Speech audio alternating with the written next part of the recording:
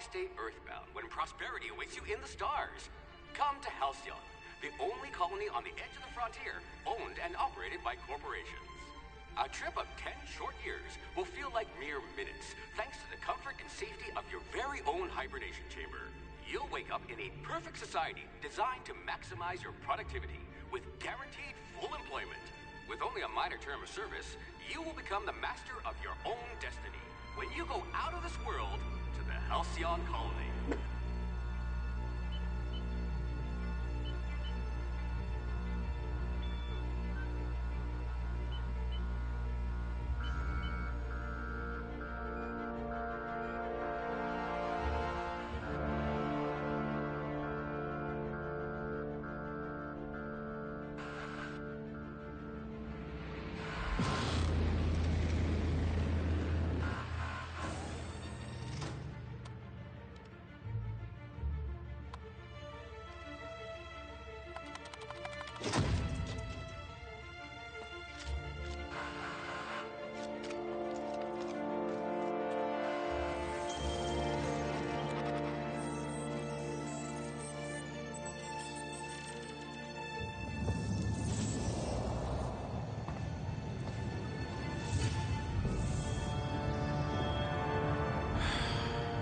Hundreds of thousands of colonists left adrift out here forever, just to keep from damaging the board's bottom line. Disgraceful.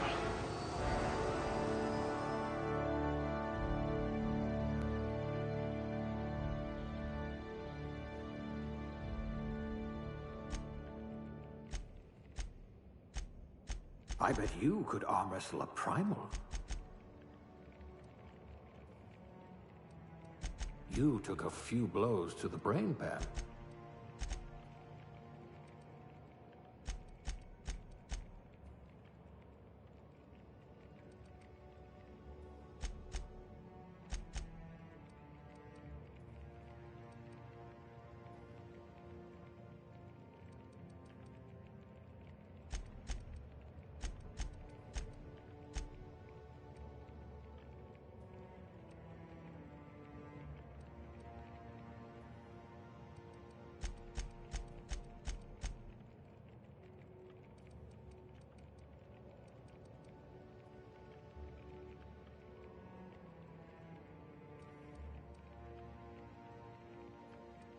Ah, a blunt force trauma specialist. I might have a job for you.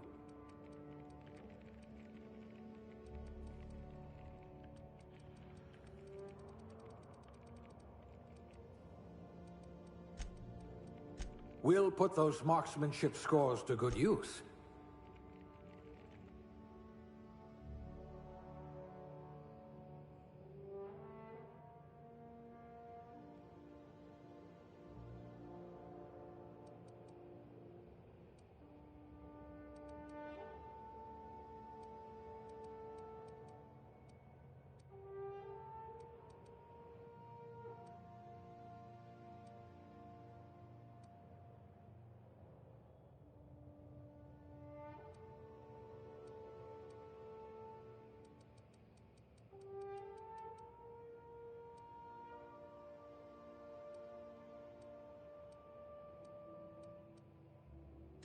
No discernible aptitude? We'll see about that.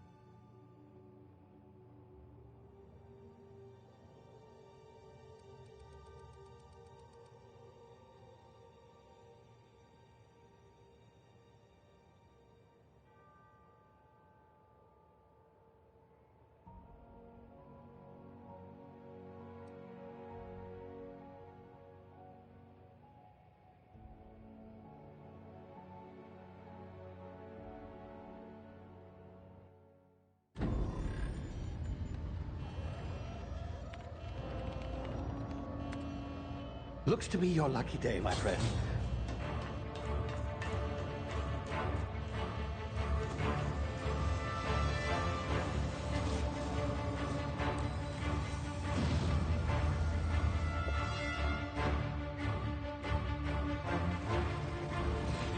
Please power down your engines and prepare to be... Not likely, bootlickers.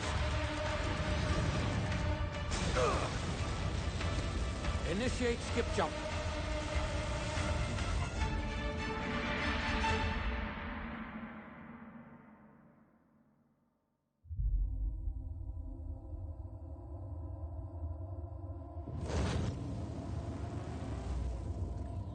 Status. Structural integrity down 25%. Power levels down 50%. If drive is Shit. inoperable.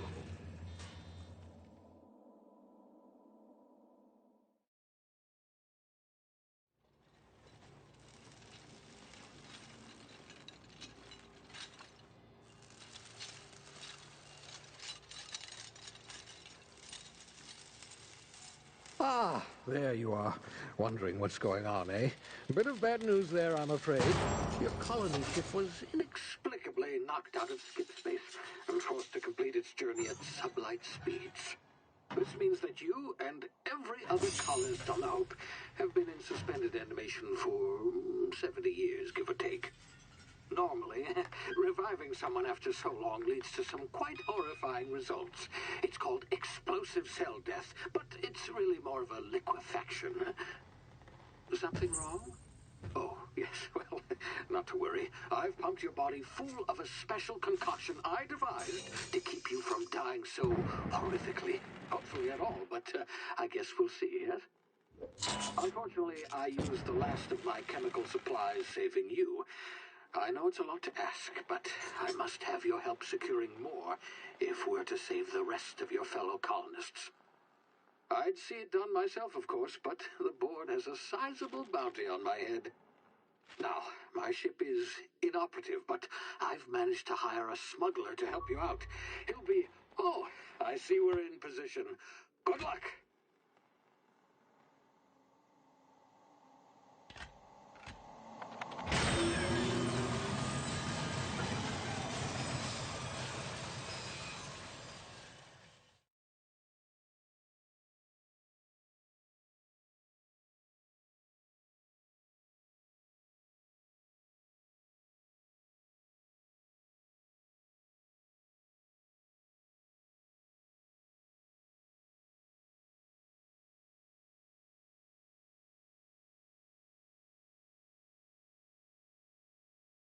Can you hear me? Is this thing working? Ah, there you are. Now, where were we? Oh, yes, the smuggler. His name is Hawthorne, and he should be waiting for you at the landing site.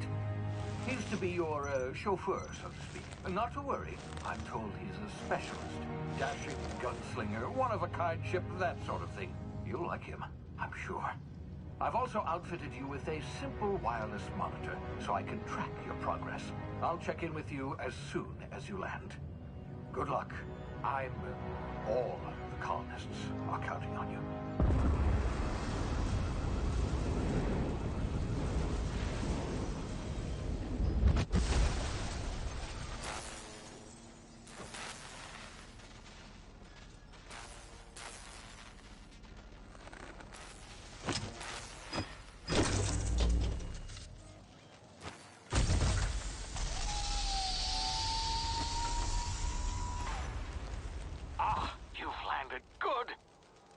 Hawthorne should be close by. What in law's name? Is that him? Oh, that idiot. I told him to plant the beacon and move away, not stand there holding it. Oh well, no sense in letting his ship go to waste. Hawthorne won't mind you taking his ship. Better you than the board, huh? Not sure I trusted the fellow. Might have gone after the bounty on my head. Shame about the whole squashing thing. Nasty way to go.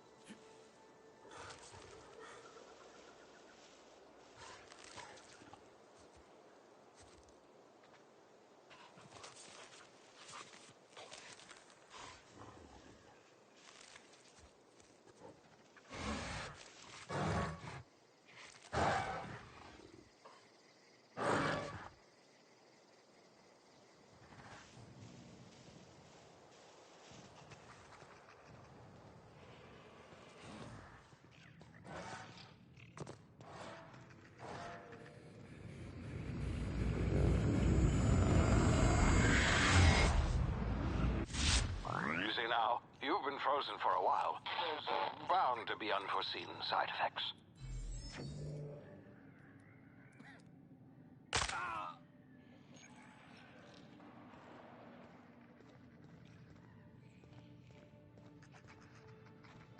Hey, you, come here. You've tried the best now. Now try the rest. Spacer's choice. Oh, wow, that stings.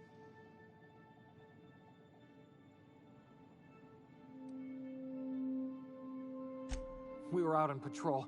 I saw a marauder camp up in the hills. Thought I could take him. Then my gun misfired. Right through my side. I mean, what are the odds of that, right? Just barely scraped by with my life. Crawled in here and blocked off the exit with those canisters.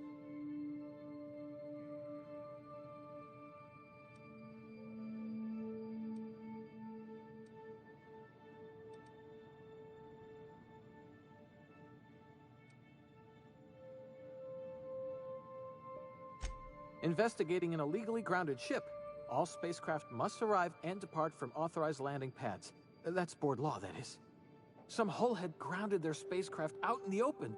That's a real good way to attract marauders. See those canisters by the entrance? Marauders come sniffing around in here, and I can take them all out with a single shot. Not bad, huh?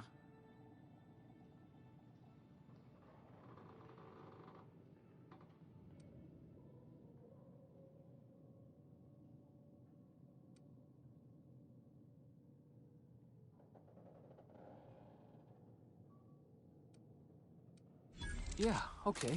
You look like you know your way around a gun. Got some spare ammo, not counting the bullet in my side. All Spacer's choice weapons are now 30% less likely to malfunction. You've tried the best, now try the rest. Spacer's choice. Yes, nailed it that time.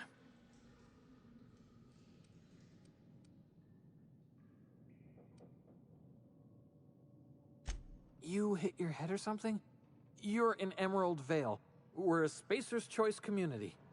Edgewater's a little ways down. Prettiest place in the Vale. Be sure to stop by a provision... The Hope? Is that some sort of fancy new drug? Are you with Auntie Cleo or something? Don't take this the wrong way or nothing, but I'm not allowed to fraternize with Cleo workers. Company policy.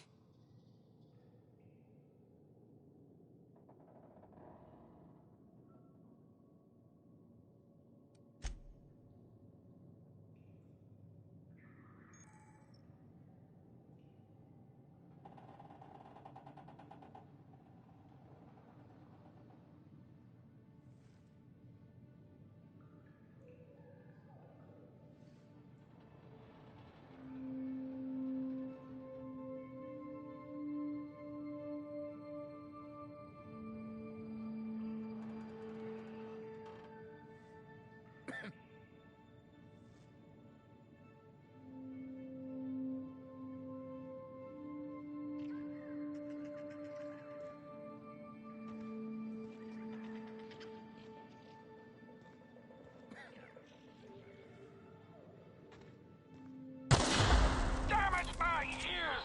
Oh, what just happened? Can you hear me? What in the... This...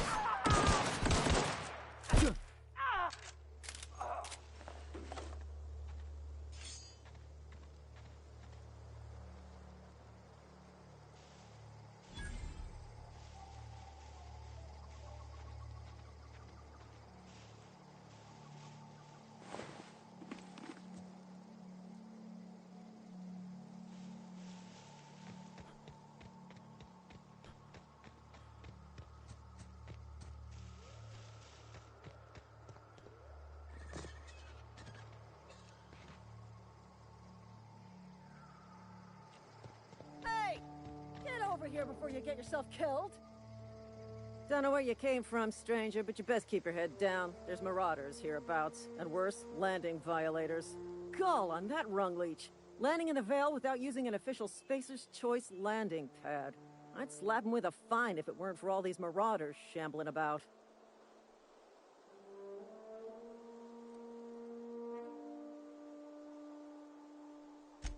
Really? How is he?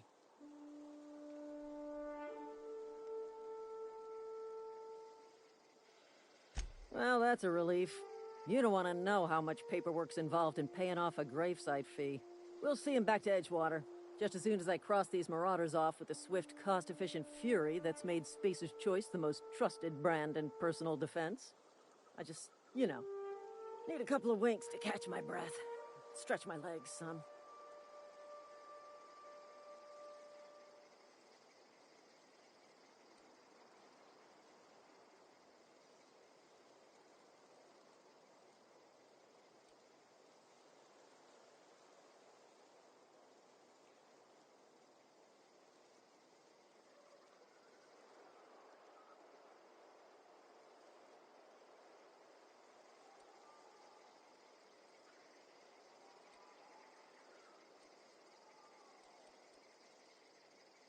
Well, sometimes. Management's real good at cost-benefit analysis. But, seeing as I'm the acting manager in this situation, you know what? You're right. It's time we cross those marauders off, find whoever owns that ship, and file a full report. Then it's gonna be fucking laminated. Here we go.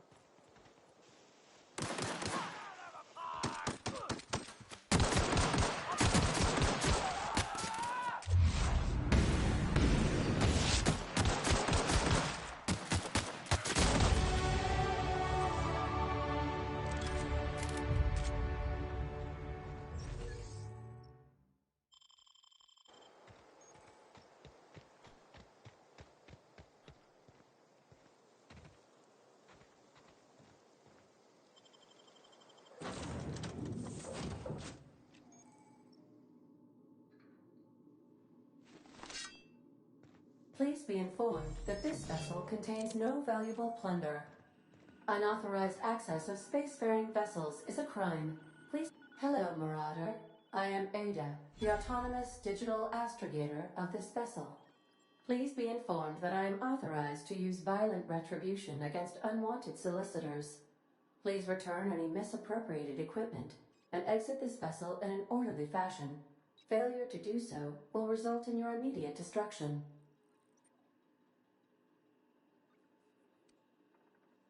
I detect an elevated heart rate, indicating dishonesty. Please prepare yourself for lethal deterrence. Jettison procedures initiated. Disengaging airlocks. Preparing to eject.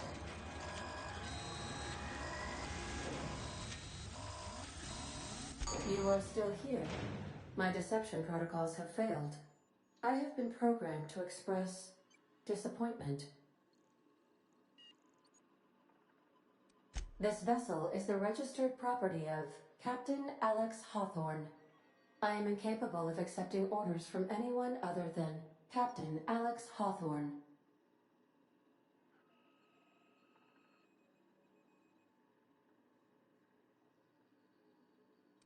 I understand.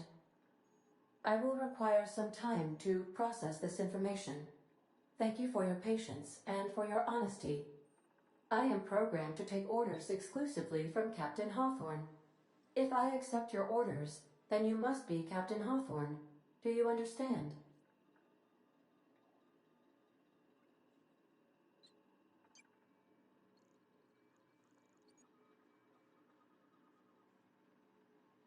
Well done, Captain Hawthorne. I see your powers of deductive reasoning remain intact. Unfortunately, our engine is currently inoperable. Our main drive suffered a critical power failure, and we were forced to make an emergency landing. The main drive's power regulator has been irreparably damaged and must be replaced.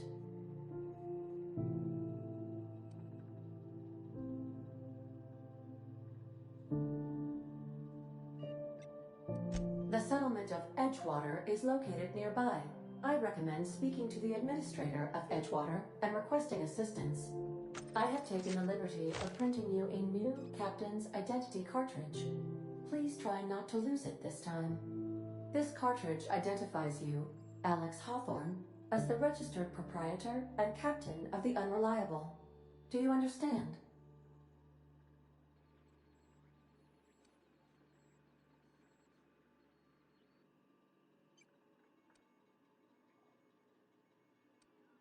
Thank you. I appreciate your cooperation. Best of luck in your search for a power regulator. Try to stay alive this time.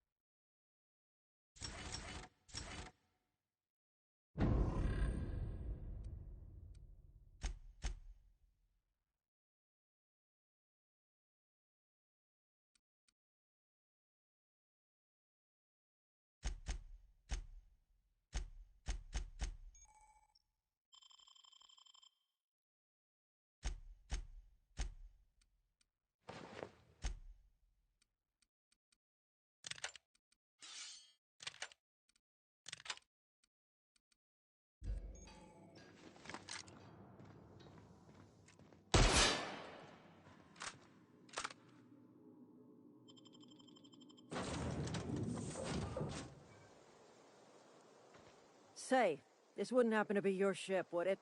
Because you sure walked in it like it was your ship. And if this ship is yours, well, mister, you owe Spacer's Choice a hefty fine. Afraid we gotta dock your pay.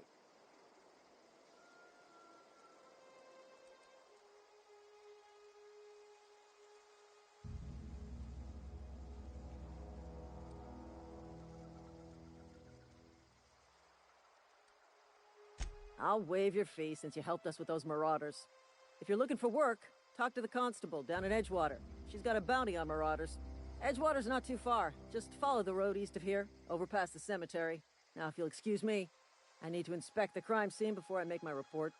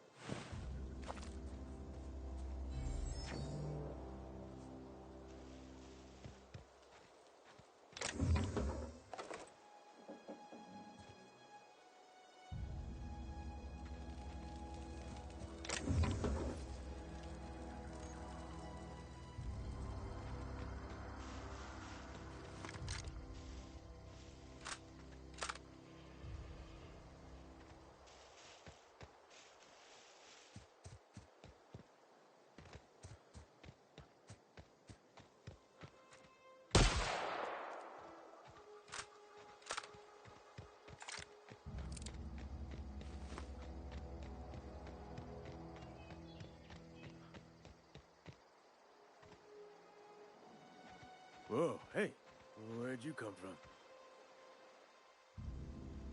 Don't go ambling out in those hills. That's Marauder territory, friend.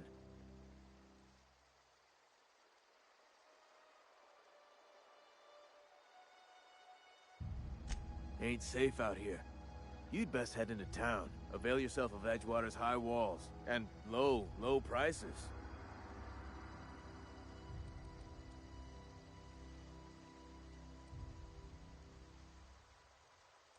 Pleased to make your acquaintanceship.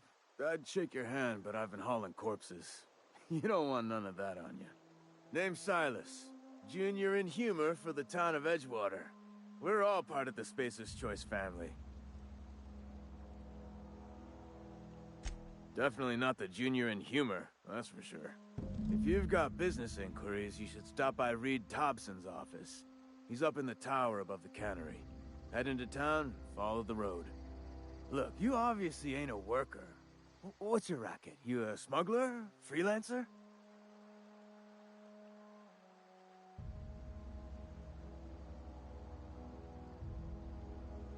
Edgewater is a company town, board-owned and operated. That includes the cemetery. None of us own our grave sites, we rent them from the company. Renting means money. Money means paperwork. Paperwork means signatures. Some of our families become a mite delinquent in paying their dues, you see? 4 workers still haven't paid up. Phyllis, Conrad, Ludwig, and Martin Abernathy. He's a special case. You may want to twist his arm a little.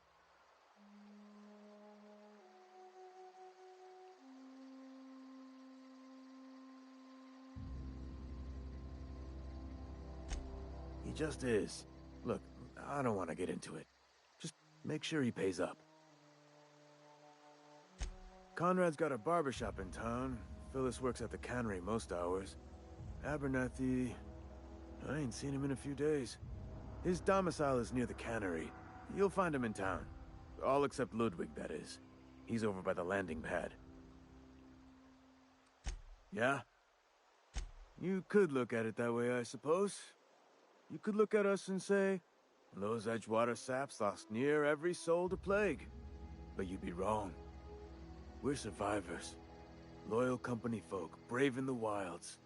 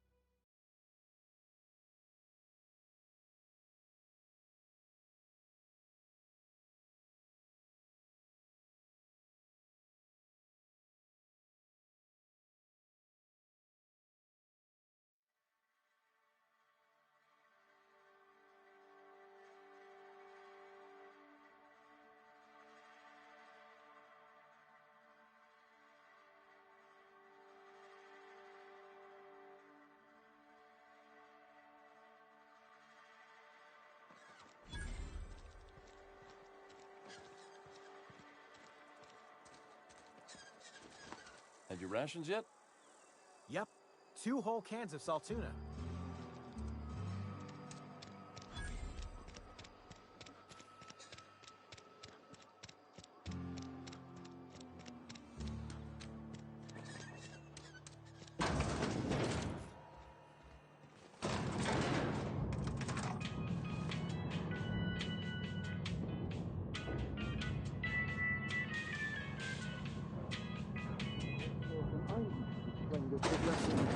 The grease monkey, Argo? I'm sorry, Mr. Thompson, sir. You asked... Seems we've got a guest. Really now, Parvati, I do wish you'd spoken up. I do apologize. I was given no forewarning of your arrival, or I might have welcomed you at the gates myself. I'm Reed Thompson, Outpost Administrator. I cannot help but notice you are not in uniform.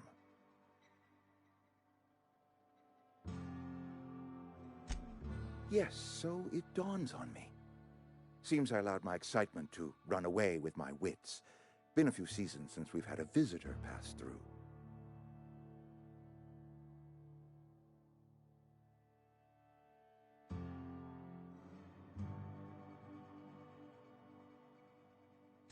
Only regulator we got is hooked up to the town transformer.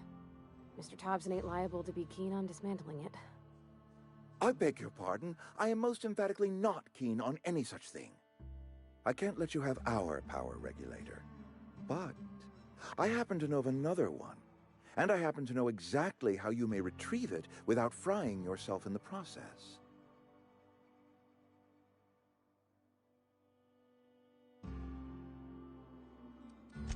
My proposition benefits the both of us. Please, hear me out. There's a power regulator in the old botanical lab. It's mostly abandoned, so all that power is being squandered. Go down to the geothermal plant. Reroute power from the botanical district over to us. Once their power's shut down, you can have their regulator and be along on your way.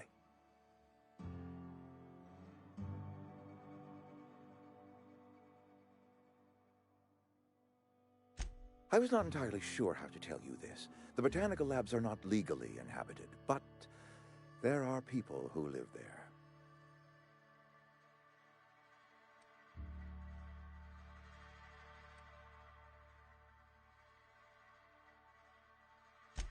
No, I do not imagine they will be pleased. But like a parent disciplining an unruly child, you will be doing them a kindness. The people living in the botanical labs, they're deserters. Former workers. I need them back at their posts. I need them to come home.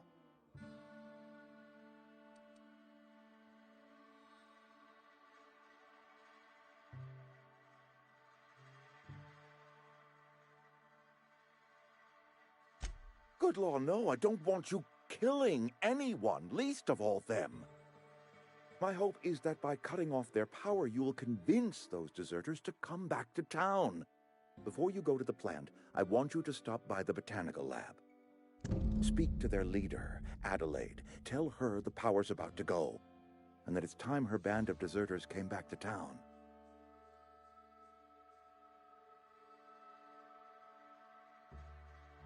My dad told me all about the plant. Taught me all he knew. I could come in useful. I mean, if that's all right with you, Mr. Thompson. Sir. I hesitate to part ways with Miss Holcomb, but I cannot deny that she is talented, and may prove useful to you. You will need an administrative passcode in order to enter the plant. I am trusting you with mine, and trusting Miss Holcomb to guide you if you'd like. Great! I got my wrenches and diagnosticators and hairpins and engine tape, so I'm all set. Well, I am glad to hear that. Best of luck to you, and thank you again for your help. It is a lot to ask of a stranger, I know.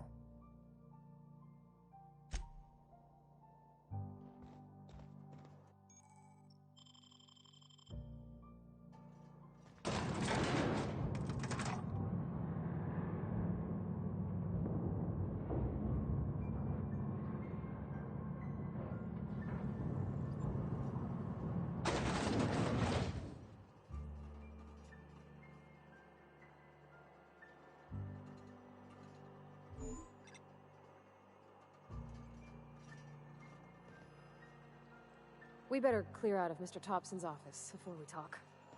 Hey, mister, can we talk? Sorry. Sorry. You just want to get out of here. And you likely don't want to tag along like me. It's just, Mr. Thompson has his own view on matters, on account of it's his job and what all, but that's not the only side of the tale.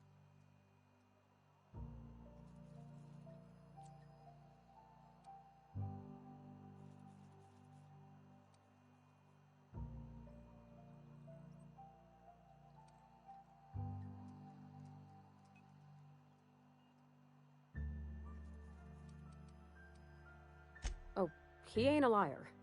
He believes every word he says. It's just, he doesn't always get where other folk are talking from.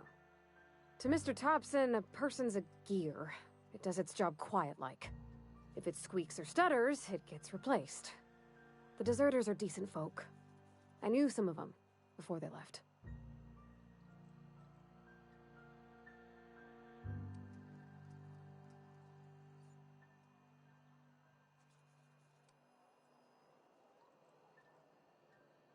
Miss McDevitt? Oh, gosh, no. She was a real important person. A flavorist. Made all the food taste decent. She used to work up in the big office with Mr. Thompson. Alls I know is she left after her son died. It was a real big to-do. I could hear them both yelling clear from my own place. I don't know anybody well. I mostly listened to them talk, kept my head down. There was a boy named Thomas who used to follow me around, asking questions about the stuff I fixed. He was real sweet to me. Not any sort of dissident.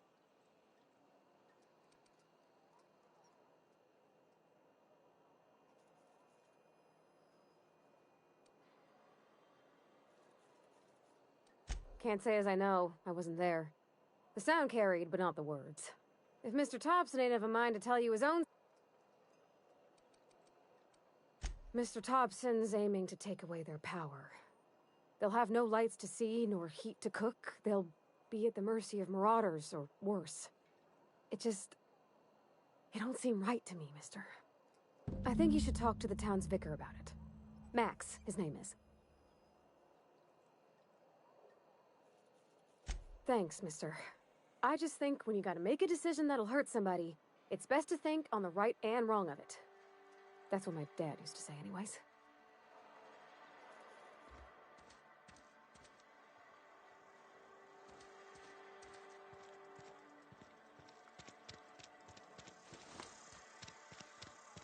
I'm sorry. I'll just be a minute. You had a minute. Next one comes out of your pay. Ease off the threats, friend. I'm going. Boss's orders. We all got quotas to make.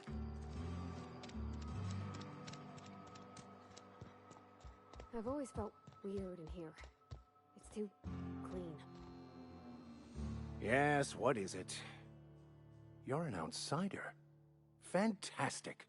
Vicar Maximilian de Soto at your service. Or Vicar Max, if you're the sort who prefers brevity. And Ms. Holcomb as well. How rare to see you out. And with a complete stranger. Curious. Just tagging along, Vicar de Soto. Don't mind me. I so rarely get new people to talk to. Name your poison, anything at all. Spiritual counseling? This season's tossball predictions? The quickest way out of town?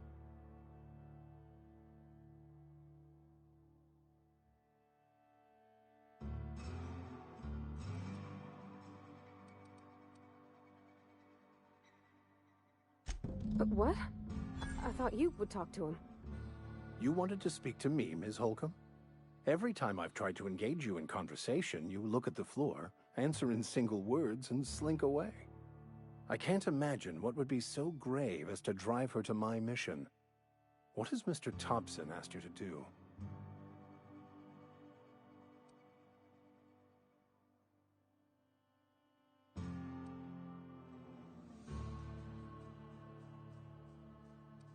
Depriving them of safety from the marauders and wildlife. I can see why that troubles you. Miss Holcomb has a soft heart. Always has, if you believe the talk.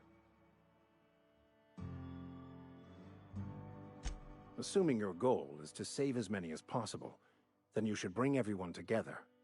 Send the power to Edgewater and convince the deserters to return to the fold. Not if things are left to stand as they are. If you don't mind a bit of unsolicited advice, be cautious on your way to the geothermal plant. It is not as safe as you might assume. One of the reasons I transferred here was to fulfill my duty in hunting down banned heretical texts. I happen to know such a book is, as we speak, tainting a collector's library in Emerald Vale. However, the collector's residence lies outside the town's walls. My retrieval efforts have been thwarted by marauders who have overrun the property. Should you fare better than me, I'd pay a handsome sum for the book.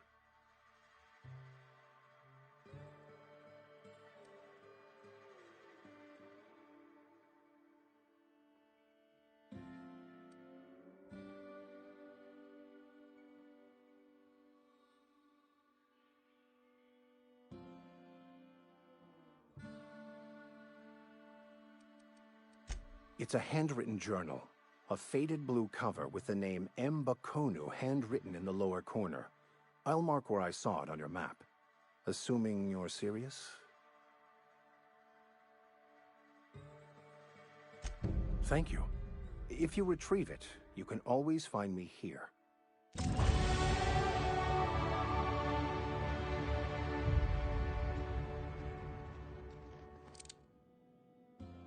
Where are we headed?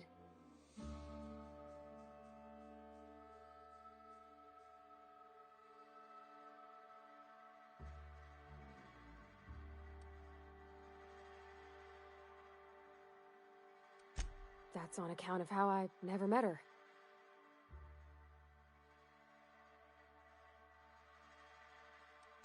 She was in another division of the Spacer's Choice family. She worked in the Vale a few months, sorting the cannery computers. Her contract said any kids she had, expected or not, belonged to her office from the time of conception. So when I was born, I got sent here. It's sensible. Dad just fixed machines. She did some kind of crazy math, high-level stuff.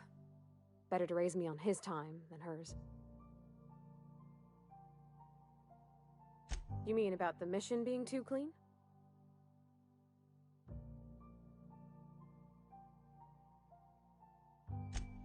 I know, but Vickers says the universe is a machine, that it runs by law. Real machines have gunked up oil, scratches, and worn bits. You can tell they've seen handling, been used by folk. The machine Vickers sees is one ain't never been run. It's not for people to live in. It's something on a museum shelf, under glass.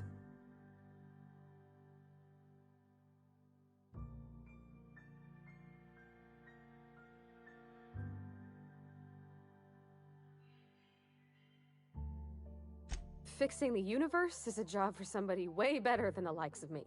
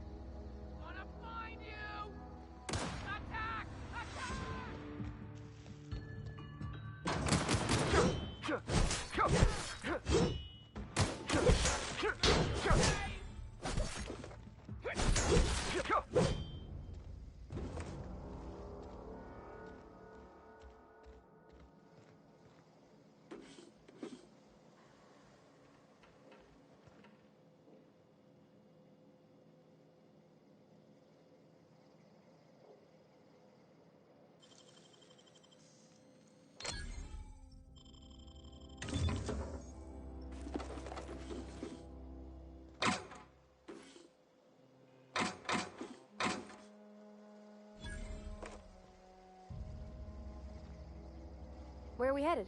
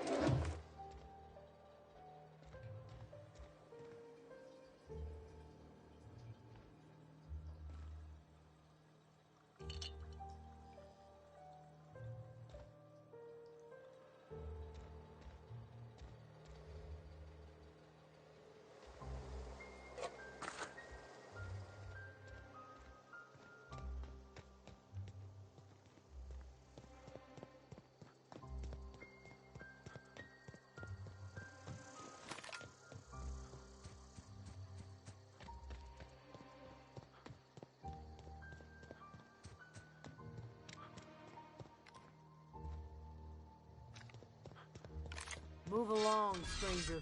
We don't want any trouble. I don't know you. Whatever you're looking for, it ain't here. Move along. Armed strangers wandering into my camp for one. Some of my camp wandering out for another. You want to try standing outside in the heat, keeping your sights open for the next Marauder raid? No, I'm sorry. That was unworthy of me. Lady named Zoe went missing some nights ago. Just up and vanished without a trace. Now I'm pacing around wondering if Marauders got to her.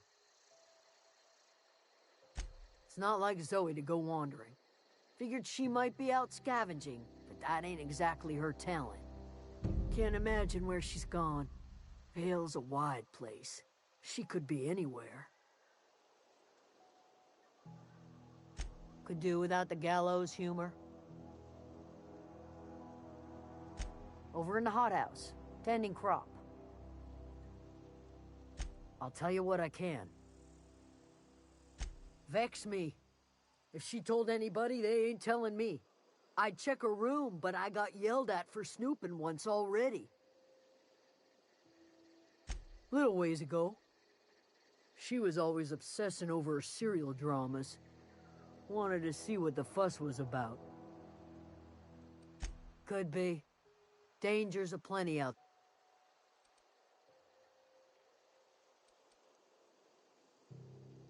Marauder gang just moved into the districts a little ways east. Their numbers are growing.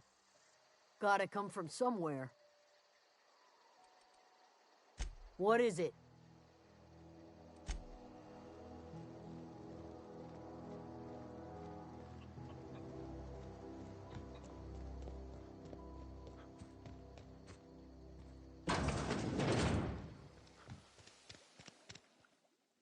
If you're hungry, there's meat turning on the spit outside. If you're bearing illness, find a place to lay your head down and I'll fetch you a poultice. Whatever your troubles with Edgewater, leave them at the gates and be welcomed here. Any questions, dear? I have been called that, among other things. Green Thumb, grandmother, the strange old lady who keeps flowers. But yes, Adelaide will do just fine. Excuse me, Miss McDevitt? Sorry, it's just... You got such pretty trees in here. Why, thank you. You're Robert's girl, aren't you? I remember when you were but a sprout. Thomas speaks of you often. Are you staying long? You should try some of my tobaccorn tea. I brew it in an old spittoon, but it's been cleaned.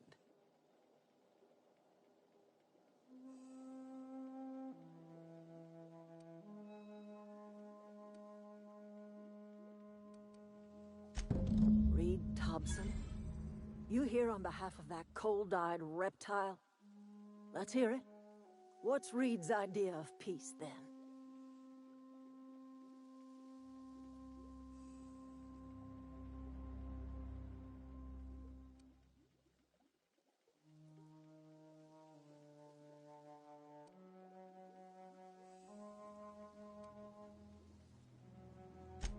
Make amends.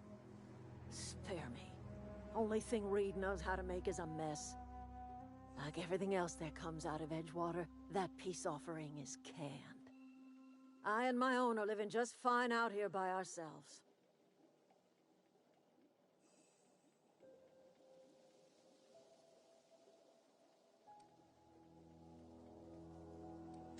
He would do such a thing. The question is, why would you agree to his plans?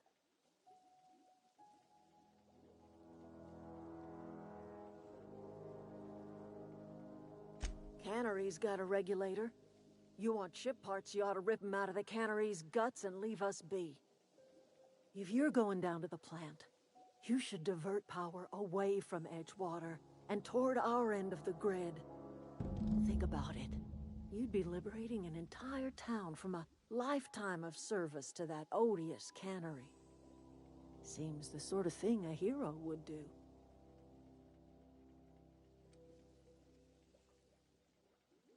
You've seen that miserable excuse for a town with your own lamps.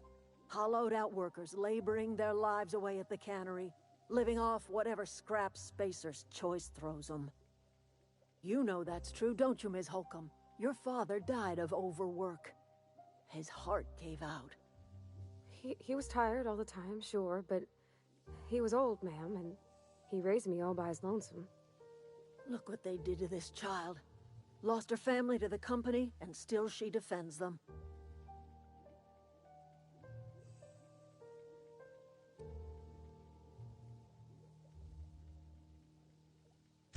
I'm all right.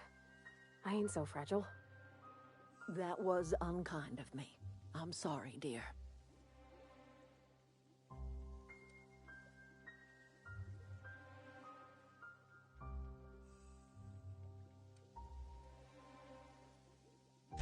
Life in Edgewater grinds to a halt. The cannery shuts down, workers desert in droves, and our own little camp grows and thrives.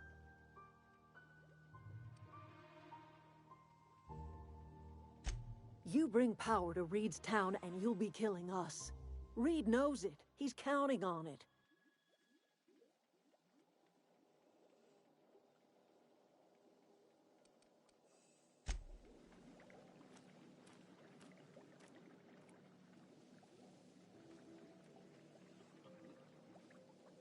Where are we headed?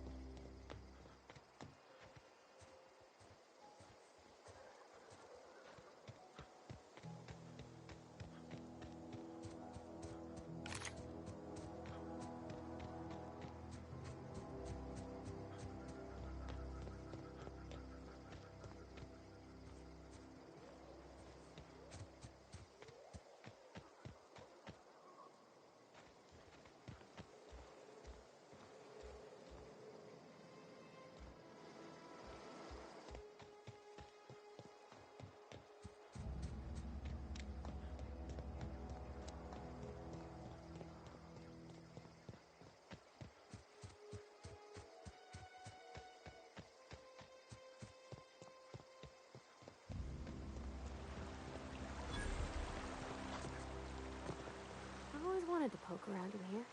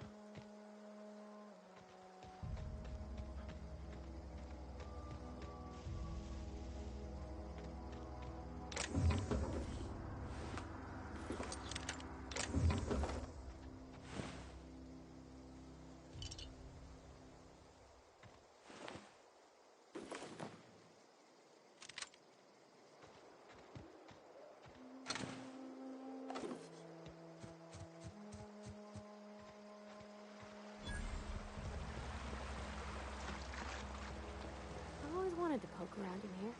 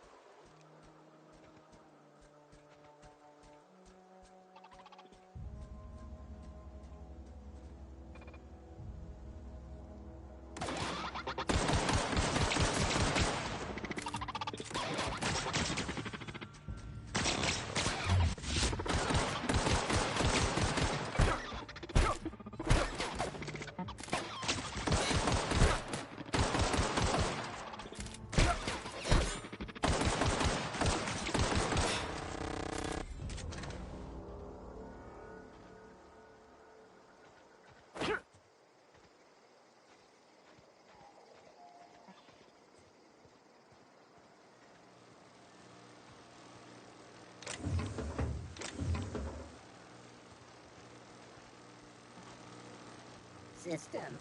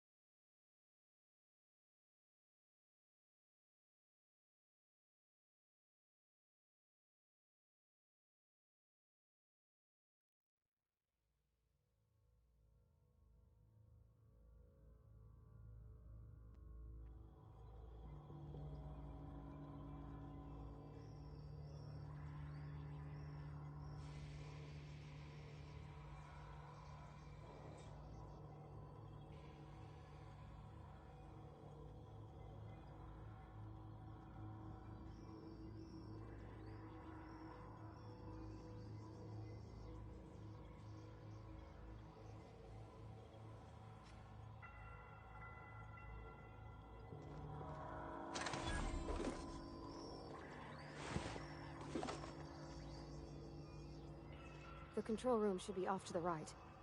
I hope we're doing the right thing.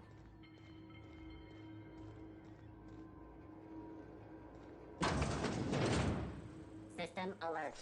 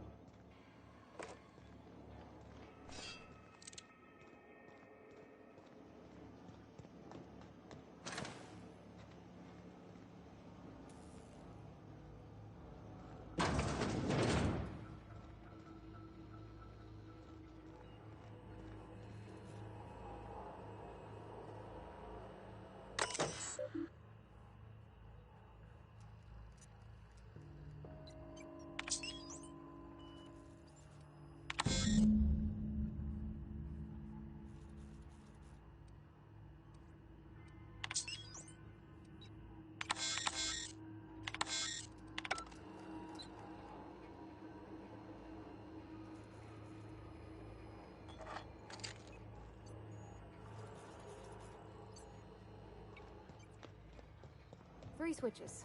That'll be easy enough.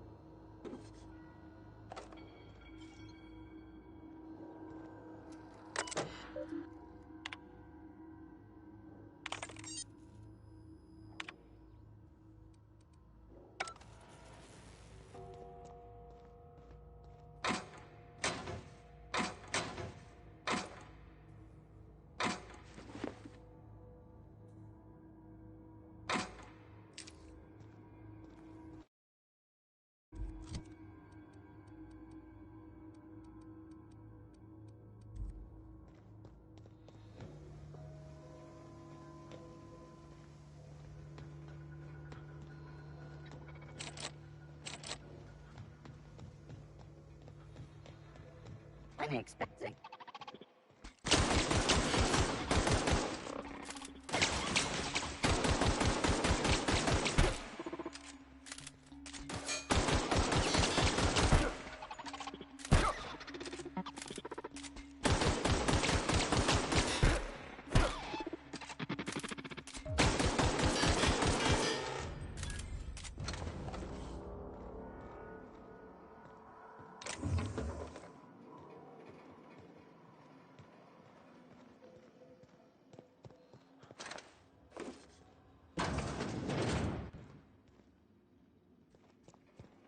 Halt searching.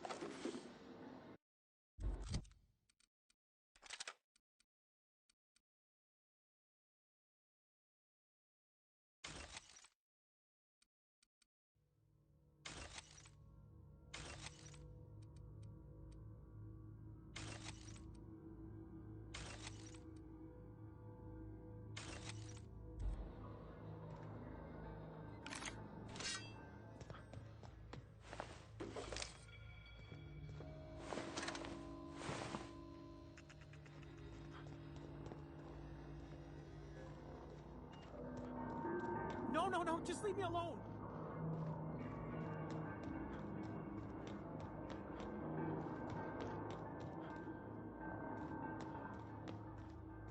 No, just leave me alone.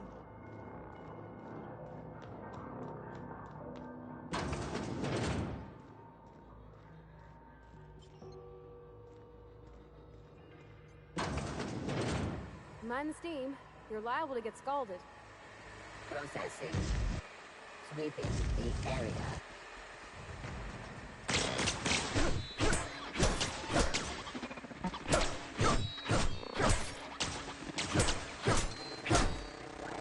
Adjacent automatic. Unadjusting aim.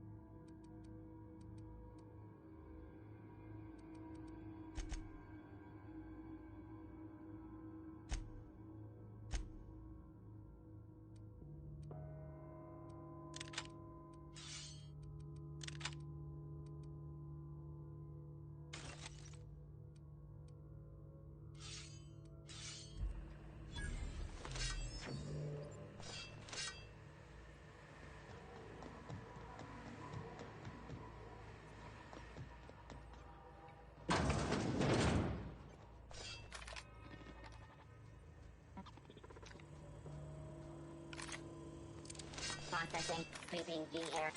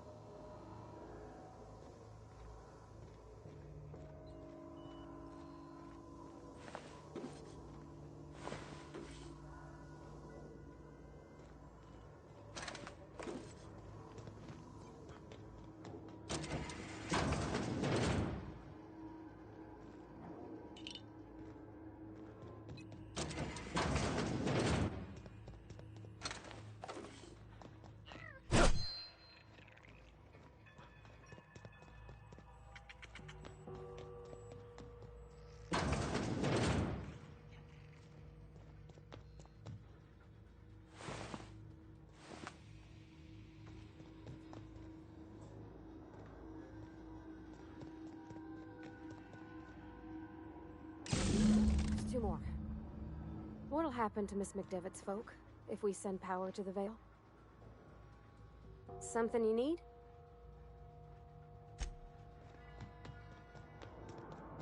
Go away, Phantom!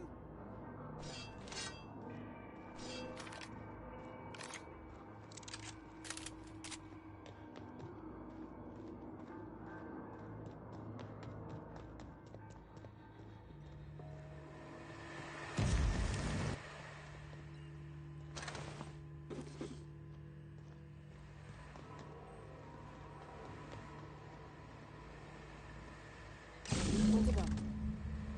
If we send the power to Miss McDevitt, what happens to the Vale?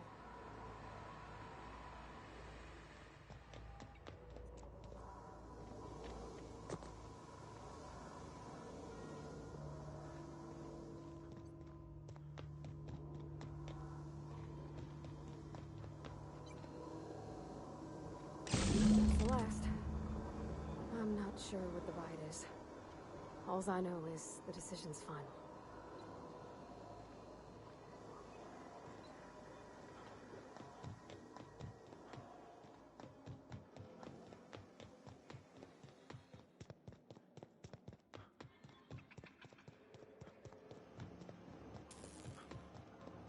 Once we do this, hey, mister? Look, I know you want your power regulator and all, but I just gotta ask you. Do you understand what you're about to do? I don't think you should cut off Edgewater's power. I think it would be cruel. I'm sorry. That just sort of came out all at once.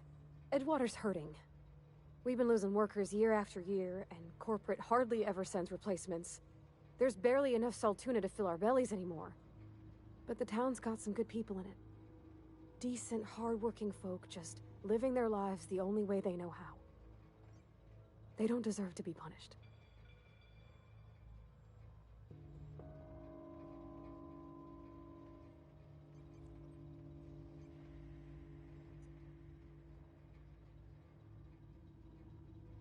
Sorry, I didn't mean to babble on like that. I felt like I had to say something.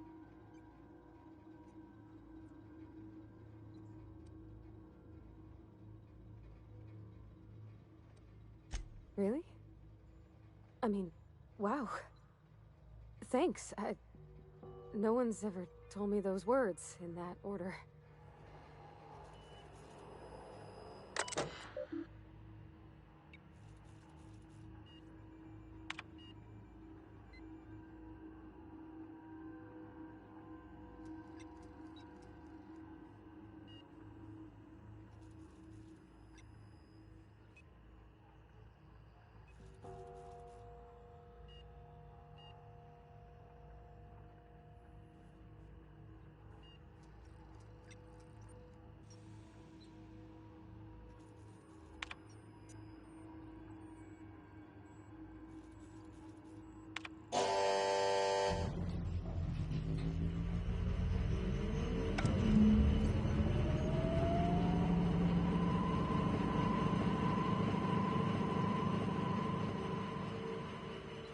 I think you did the rightest thing you could, sending the power back to Edgewater. A lot of people would have suffered otherwise. People I care for. Even if they ain't care much for me.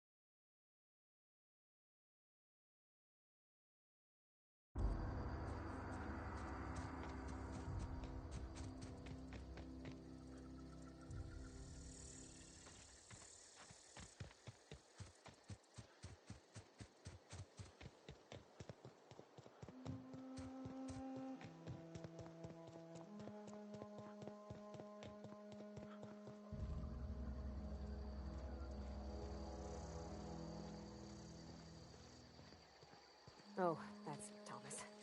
He used to follow me around before he left the cannery. One of us want to go see what happened? Food's bound to...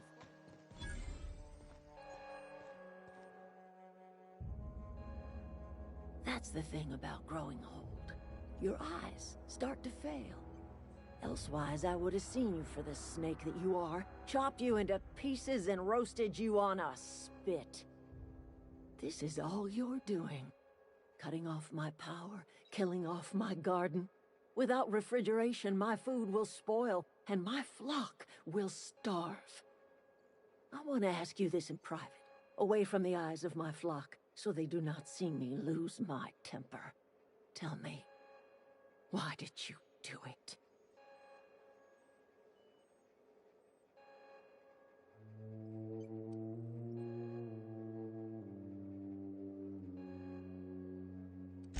You want my flock wasting their lives in that cannery? Fine.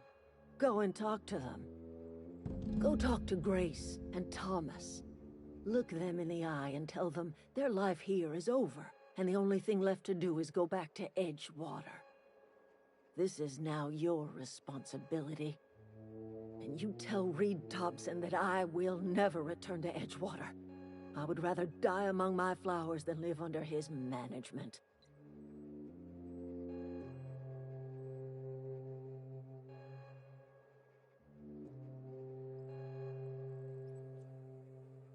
You offering to cross Reed off, huh? This some sort of twisted reparation for what you've done? Or you just looking for a chance to sow some chaos? Kill Reed if you must, or talk him into leaving if you can. He and I are not sharing the same four walls together.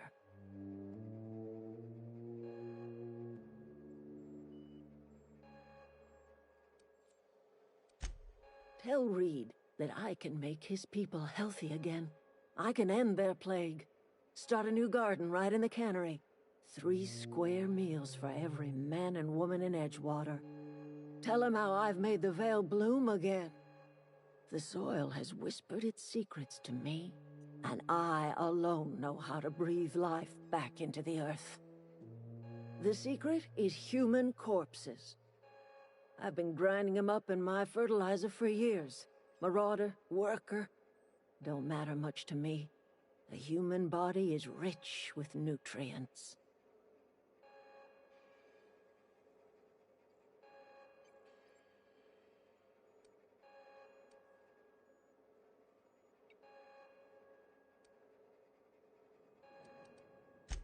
I have got a means to cure the plague, and I will not share that cure until Reed leaves town. Those are my terms. My son worked in that cannery. When the plague started coming, he was one of the first to fall sick. We had a store of medicine locked away, but Reed refused to treat him. Said my boy didn't deserve treatment. Said the medicine would have been wasted on him. So I buried my boy in the cemetery, gathered my belongings, and left. That's as much of the story as you need to hear.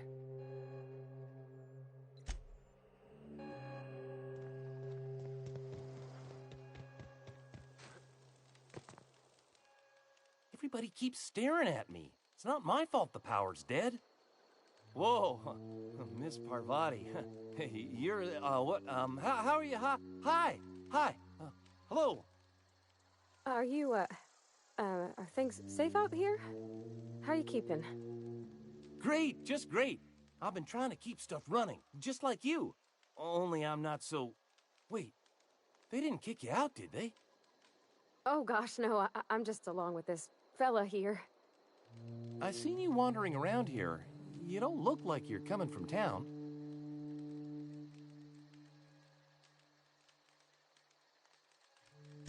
Well, what I meant was you're reasonably well armed and don't look stricken with plague. Sorry, I just wasn't sure if you were from town or if you were one of us. Something's been chewing at me, you see. Fact is, I've been, well, lying. To everybody here. at camp thinks I'm a mechanical genius, but I couldn't fix a busted chair.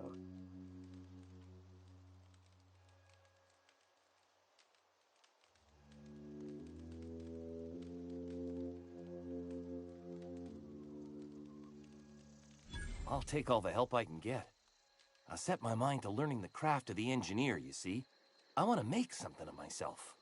You ever heard of the Young Spacer's Guide to Mechanical Engineering? Comes in a set of 3. If I had my hands on one of those data pads, I could teach myself the ins and outs. Those are good. My dad kept a copy with him when he was working in the cannery. I know the old community center kept a copy. Should find another one back in town. If you could find me even one of those pads, I'd be greatly obliged.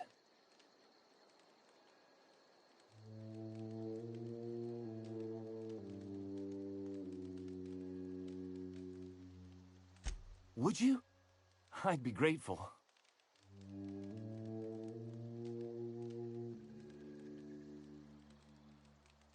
I've been thinking about going back. I'm not much use to anybody here. I get sick thinking about working at the cannery. I can't do that again. I mentioned those manuals on mechanical engineering. Suppose if I had one of those, I could go back to Reed and make a real case for myself.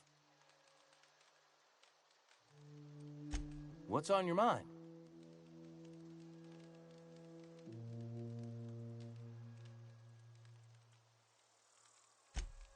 Luck, mostly. Nothing's needed serious repairing yet. Nothing's broken down that we can't just replace with something scavenged from the outskirts. Well, not until the power went and cut out. Now everyone's giving me sidelong looks, expecting me to work some miracle and get the generator humming again. Couple months. This camp's my home. People you see milling about, they're my family. At least I think of them that way. I owe them my life. Would have died in the wilderness if they hadn't chanced upon me, starving and delirious. We all left the cannery for one reason or another. Me?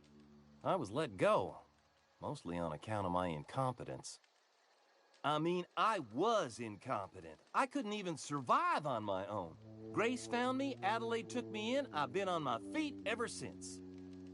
You weren't incompetent. You just didn't fit the cannery. Not like here. This place had a U-shaped hole, and now it doesn't. You could stay, you know. Here. I'd be happy to... we could really use... oh, this isn't coming out right. If you want, Adelaide would make a place for you. Luck, mostly. Well...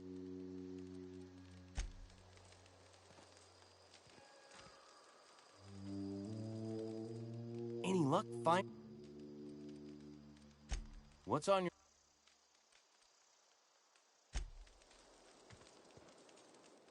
Marauders can't see us in the dark. Wild canids, on the other hand. The matter's been weighing on me. I'm staying put until I know what's become of Zoe. Don't want that question haunting me all the way back to the cannery.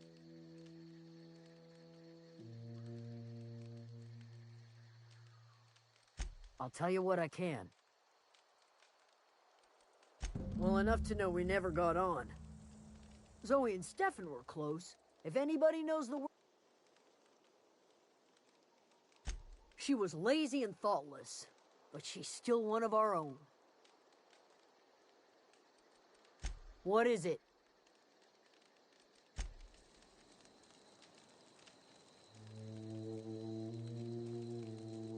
Don't see why Thomas can't just get the generator up and running.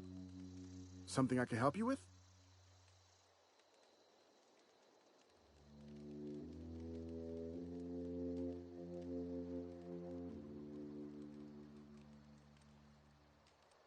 You mean Zoe? Yeah, we were pretty close. Not like her to go loping off. Zoe and I were gonna watch the serials, as is our custom. She never turned up. I looked around, but she was nowhere to be found. You sound like some type of corporate fixer asking all these questions. Zoe was always obsessed with this serial. Masked Marketeer. A scion of Byzantium turns to banditry and teaches his marauder companions the wisdom of free market economics. Shame she up and vanished when she did. I had a surprise lined up for her. The other day, I got my hands on a genuine copy of the latest Masked Marketeer. I was gonna surprise Zoe with it, but she was gone the next day. Can't say I recall Zoe ever acting strange. Well, except for her habit of writing things down on scraps of paper. She called it journaling, but I think it's just plain odd.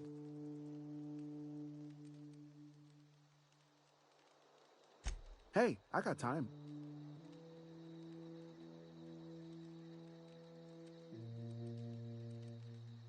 Nothing. With the power gone, we've got to conserve our supplies. I'll help if I can.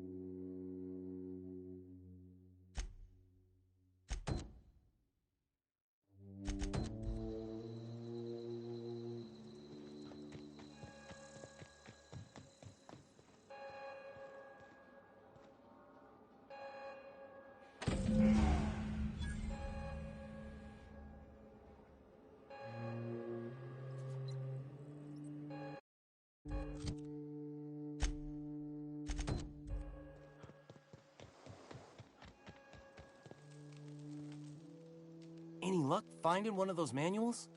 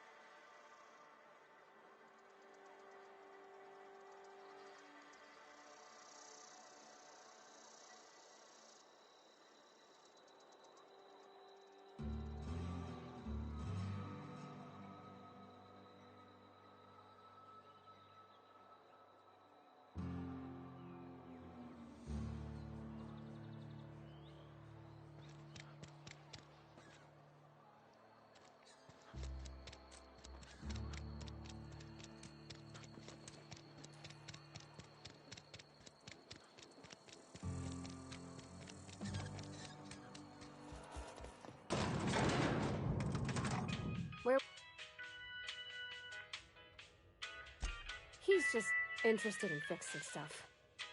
He always used to follow me around, asking me to explain what I was doing. Like a puppy, kinda.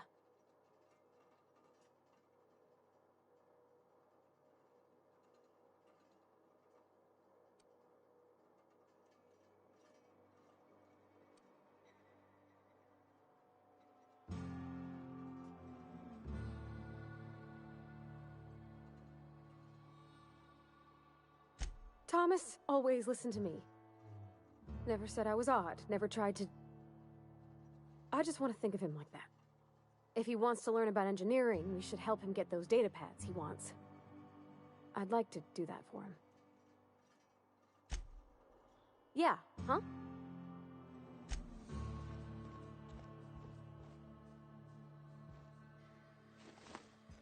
This is a fine day, friend. Power flows through our town like a cool stream of water. I trust Adelaide's people have seen their way to reason. So, when can I expect them back at their posts?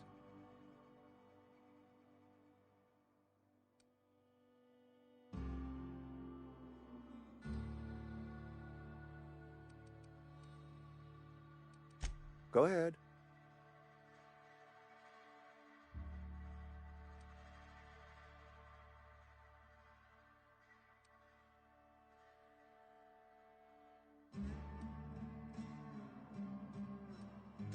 Adelaide was our only flavor specialist.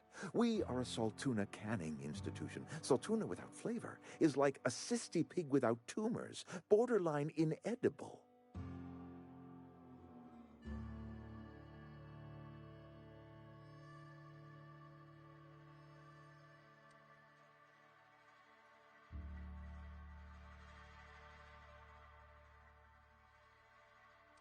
Begging your pardon, Saltuna is a staple in the diet of any self-respecting spacer.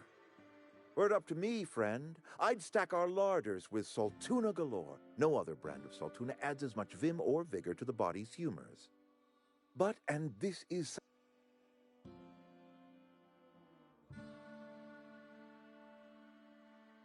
Oh, we've scavenged together some organic material from the surrounding environs. Mostly organic, mostly local mushrooms.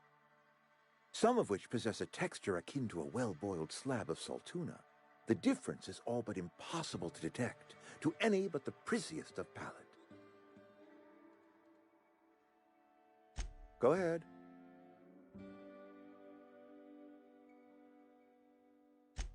It is my job to keep two eyes on my town.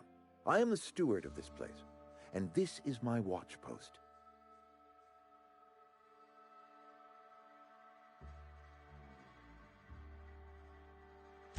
I'm trying to remember 25 years, 26. When you get to my age, the years just rush by. You stop counting altogether. I remember looking out this window and seeing the Vales spread out from horizon to horizon. We were a sprawling town. We were booming. Times change, people change, but the Vale will always be here.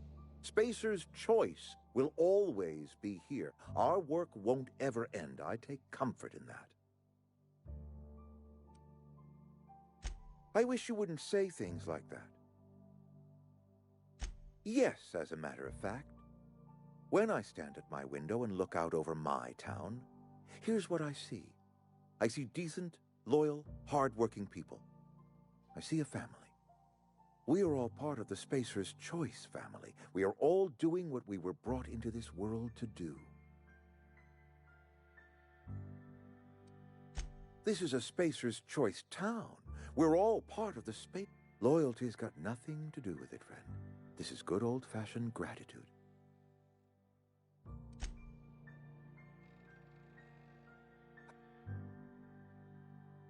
Then we are at an impasse. Stewardship over this town has been entrusted to me by Spacer's Choice. I am not perfect. I have made my share of mistakes, but I have done my best for this town.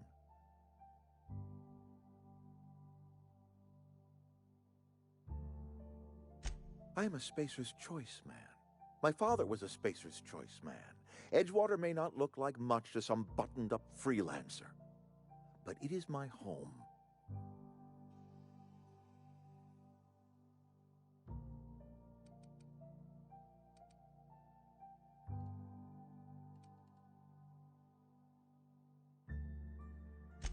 I don't believe you. Plague's a reality of life. Best treatment is a good work ethic.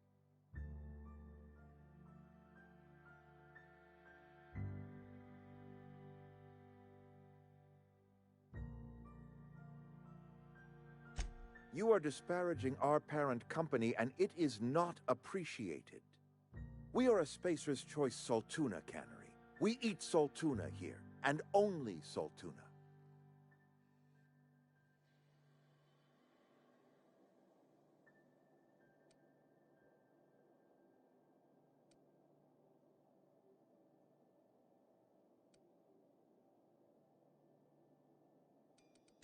I don't understand. You say Adelaide's growing her own food, but that should not be possible. The soil's gone sour. Company said as much. Our own botanists couldn't grow decent crops for us, so the company got rid of them and shut down the greenhouse. You'll excuse me for being skeptical. How exactly is Adelaide growing crops in barren soil?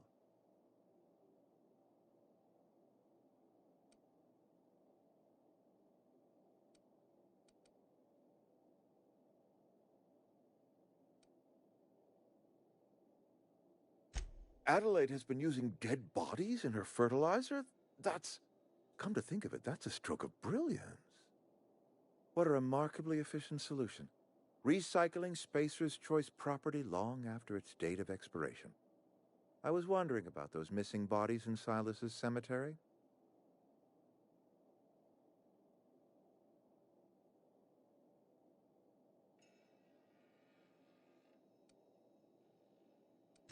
You're right, I am being obstinate. If the best thing I can do for this town is to stand down, then stand down I shall. If Adelaide's found a way to feed her people and cure the plague, then she deserves this office more than I do. I won't stand in her way. My life here is ended. Give me a little time to settle my affairs. I'm sure Adelaide will be glad to see the back of me.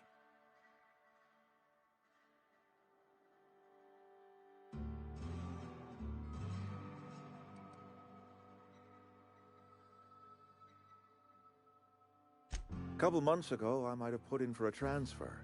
It's a big colony. Spacer's Choice has other towns. Now, I couldn't show my face in any of them. No such thing as an honorable resignation. Suppose I could find a place outside the walls, or put in for early retirement.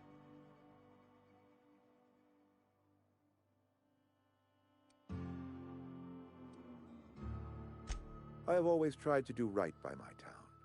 It has never been easy. I do.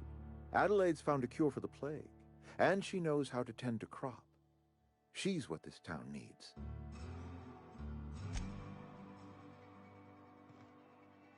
You're safer inside the walls. Yeah, huh?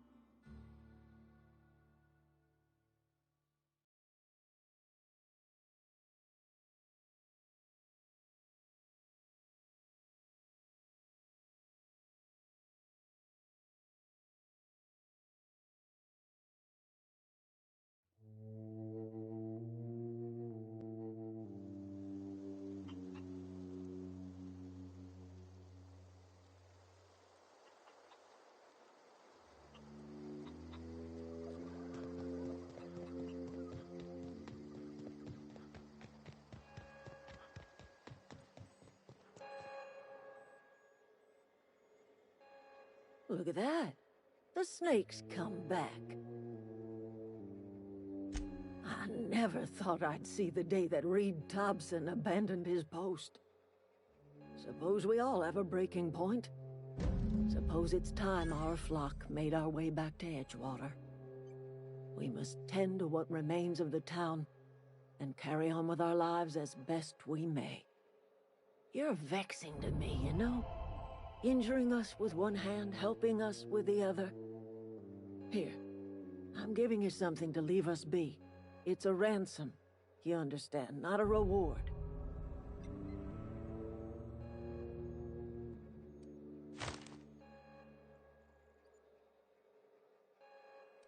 You're telling me you did all this just to put me in charge of Edgewater? Stranger, you are some kind of twisted. I might turn that old cannery into a garden. Got ourselves a whole cemetery bursting with bodies. I need some time to gather my personals. Long walk back to Edgewater. Got a considerable burden to carry.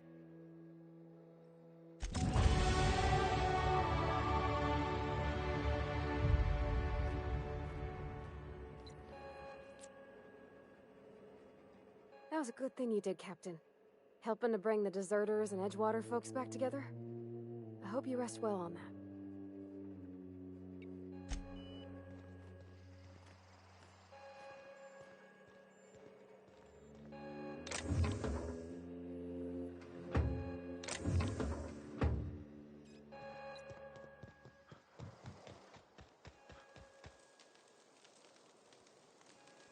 I know, I'm trying to think. What happened? Sprat fell into a transformer again? Food's bound to spoil at this rate.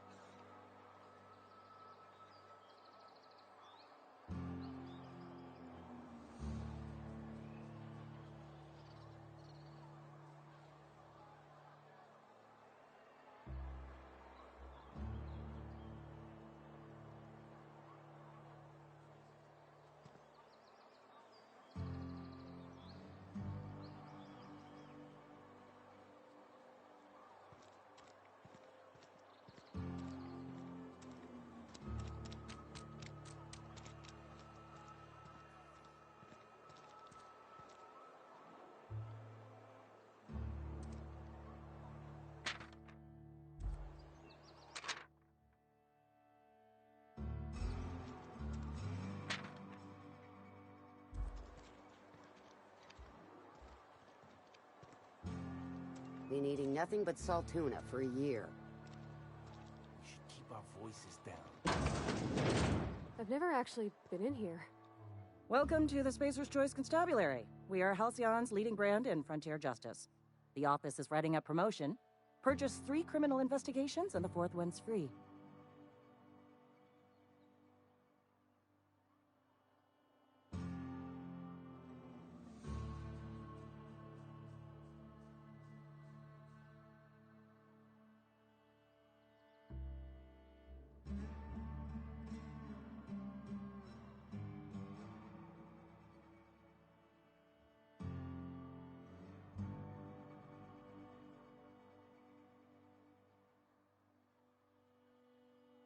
As a Spacer's Choice Constable, I am authorized to grant you legal authority toward apprehending wanted criminals.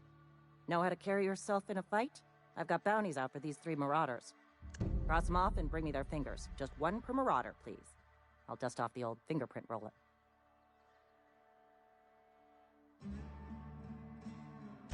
As long as your questions fall within the acceptable margins of curiosity.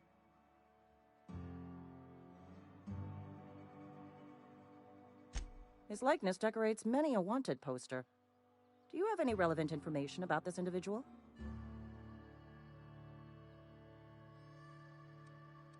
I am obliged to warn you against forming acquaintanceships, friendships, partnerships, or any felicitous relationship with a wanted criminal. I am also obliged to inform you of our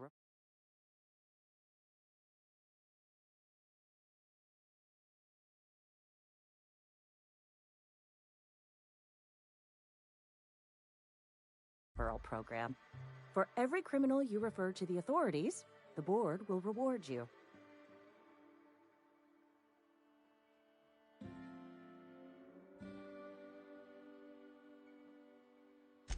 I am obliged to remind you that questioning the veracity of the board's orders is a punishable offense. Consider this your last warning.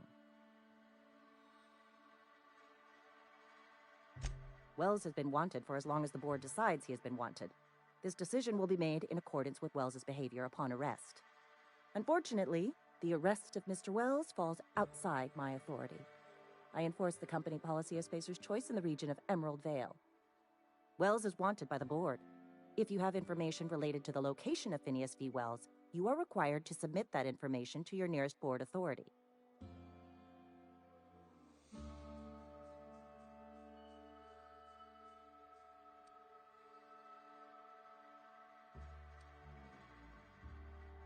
I represent Spacer's Choice. Spacer's Choice is a wholly owned... Also, any information regarding... How's...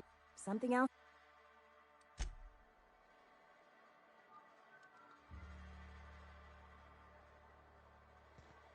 It's a good day if you make it back to town in one piece. Hey, look who it is. You found work yet?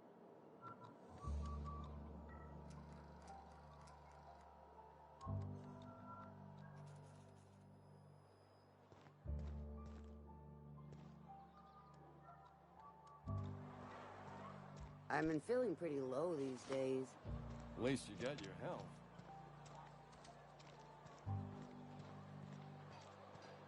This is where the magic happens. Well, science. But it still happened. Something you need?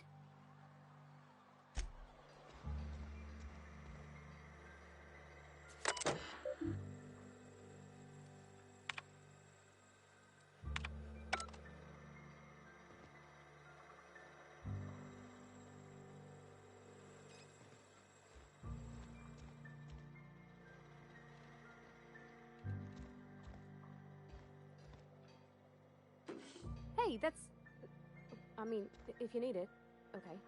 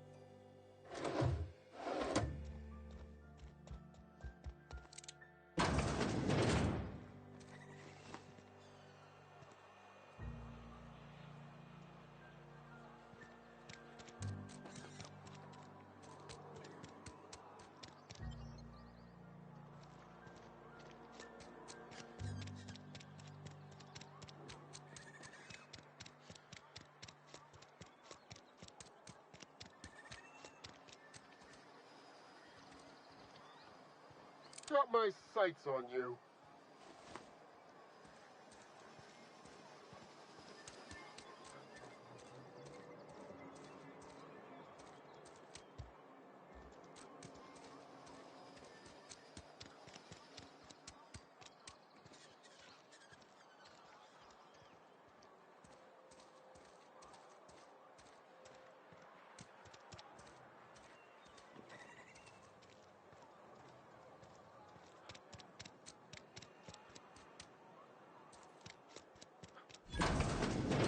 I'm not allowed in here. Not since the vending machine incident. Holcomb, got my eye on you, girl. Miss Holcomb ain't allowed in this establishment. Not since that little incident.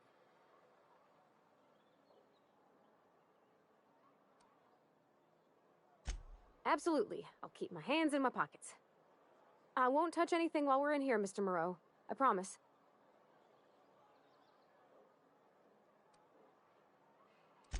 Music to my ears.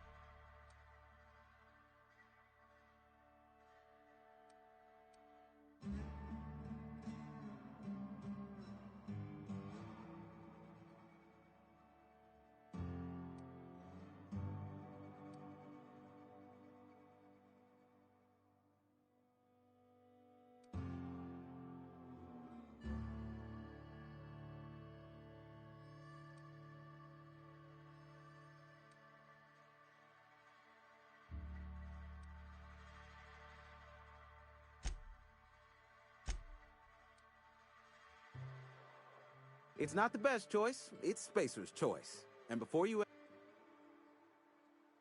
Music to my ears.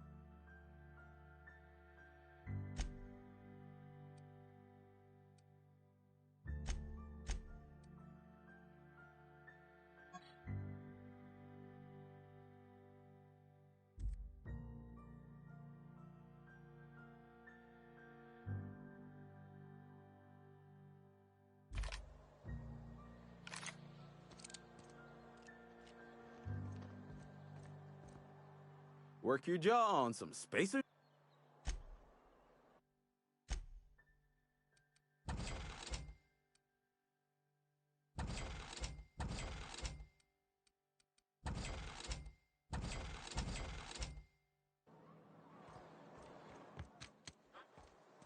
If you're falling sick, I don't want you near me. Don't worry. I wouldn't do that to you.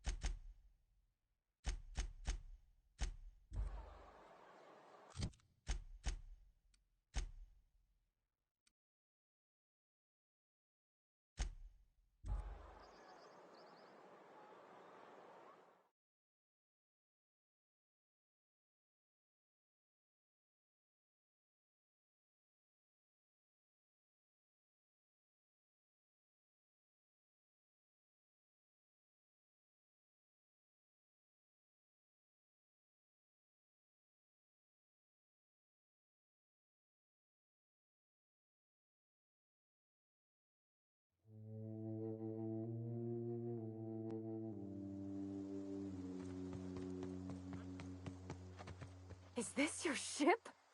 Oh my stars, she is just so handsome. Does she have a name yet? What's her drive model? Oh, gosh. Listen to me babbling. When I was in Edgewater, I dreamed of flying on a real ship, working on a real engine, belonging to a proper crew. I'm the only decent mechanic Edgewater's got, but every time I think of going back, I get this sinking feeling.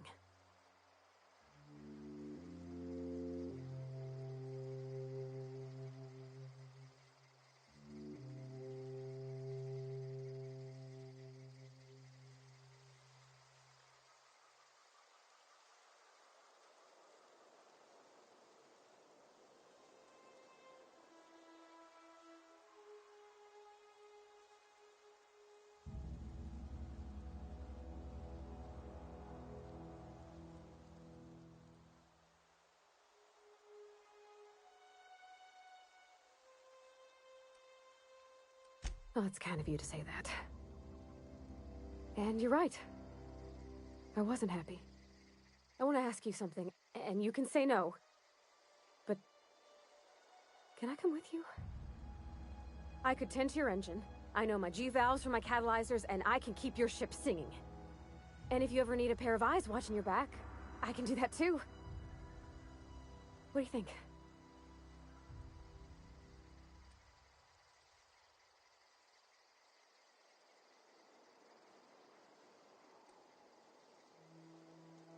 Yes! I mean, thanks. You won't regret this, mister. Captain. I can call you Captain now. Ha! I got a captain.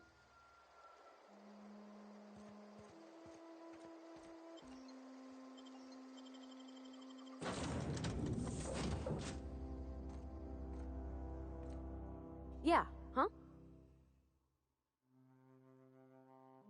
You mean why I'm not allowed in the store anymore? There was a kind of a thing with a vending machine when I was 12.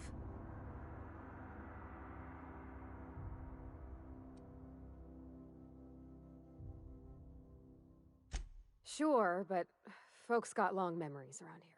I've always been good with my hands, right? So I saw a lock on the machine and thought, oh, this must be how they refill it. But I had to know. So I did my thing, and next thing I know, there's a couple hundred bottles of Zero-G rolling out the front door and into the road.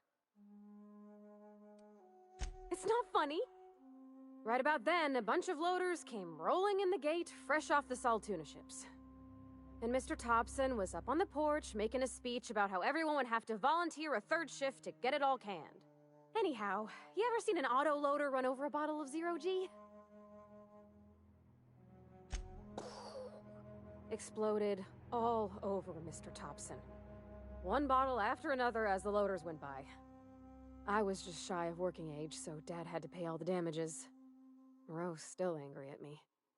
I can laugh about it now, but I just about puked up my guts in terror in the moment. That's the one time I ever made Mr. Thompson look a fool.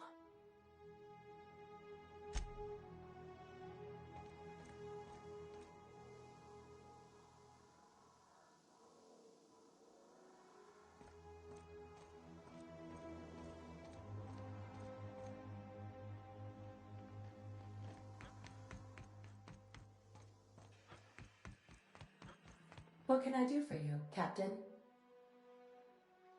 Do you know how to install a power regulator?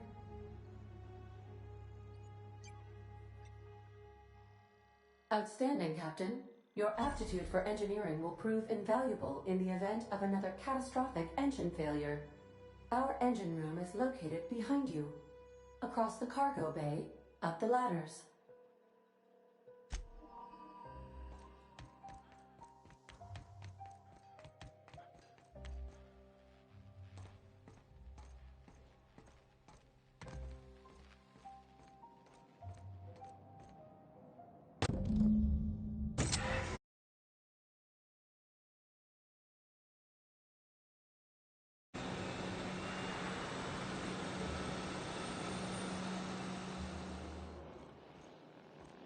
Yeah, huh?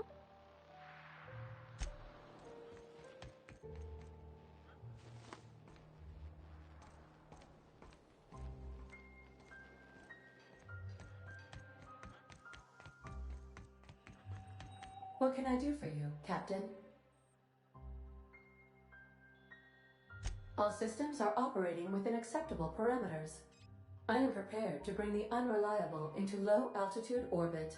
This should prove an adequate test of our flight capabilities.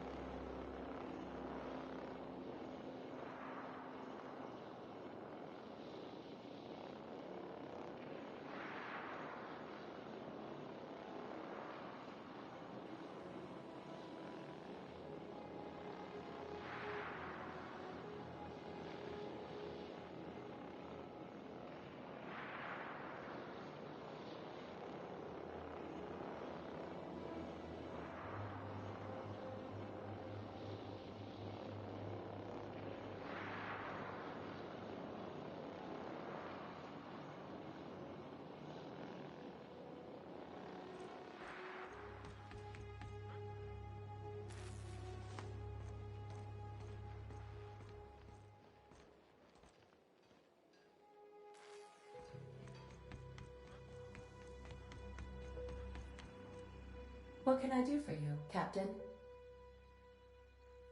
All systems are operating within acceptable parameters. I am prepared to bring the Unreliable into low-altitude orbit. This should prove an adequate test of our flight capabilities.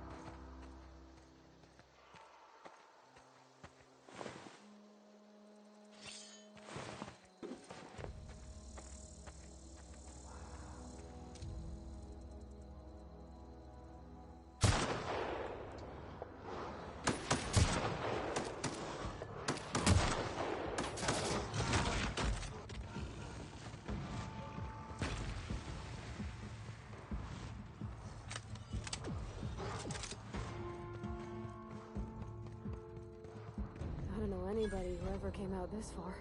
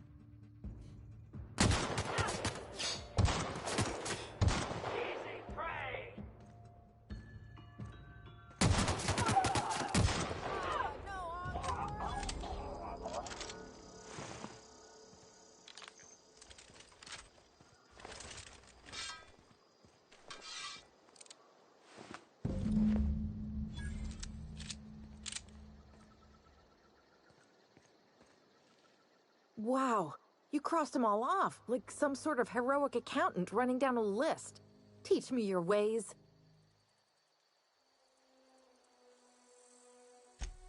What, you mean Adelaide's little congregation of nature-loving nobodies?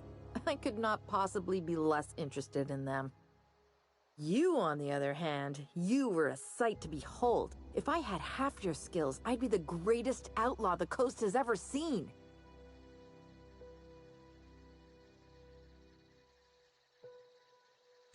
Why? Adelaide wants me back on garden duty or something? Thanks, but I'm not going anywhere. This is where I belong.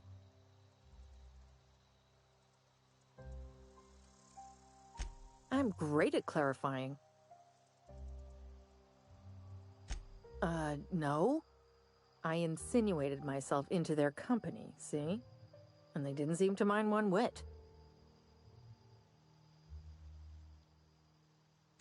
I may have bartered them a few boxes of Adrena time, but Yeah, I'm sure that's got nothing to do with it. I don't know. The vital processes that constitute the miracle of life are mysterious and unknowable. Oh, you mean around these guys? The Marauders wouldn't hurt me. They love me. I'm practically their queen. Yeah, must be my natural charisma. I got kicked out of Edgewater on account of falling sick with plague and stealing some medicine to treat myself. I'd heard some outlaws set up camp in the botanical labs. I decided to throw in with them, seeing as I always wanted to be an outlaw myself. Instead, what do I find but a bunch of former workers camped out around a greenhouse? I couldn't just go back to the cannery, so I was stuck with them. I've got all the time in Halcyon.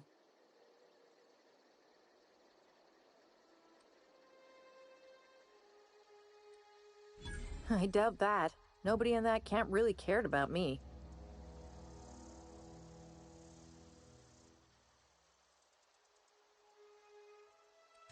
Wait, you're telling me he's got a copy of the Mass Marketeer? Why didn't you say so? I'll take my stuff and head on back, I suppose.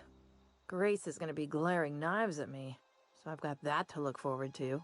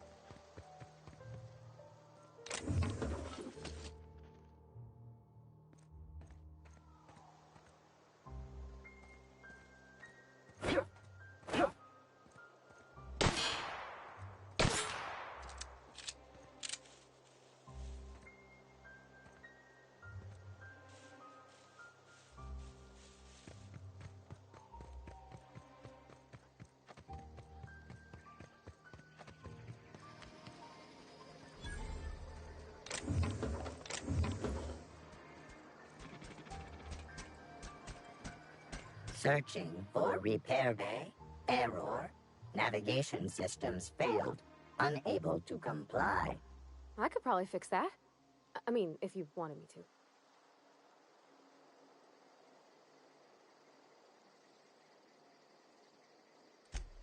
Yep, I see the problem. His nav mod got dislodged. Must have taken a tumble. Just gotta give it a good push and wait for the click. There we go. Jeremy's good as new. Well, new by Spacer's Choice standards anyhow. His name's Jeremy, by the by. Navigation systems operational. Optimal path toward repair bay detected. Initiating self-diagnostics.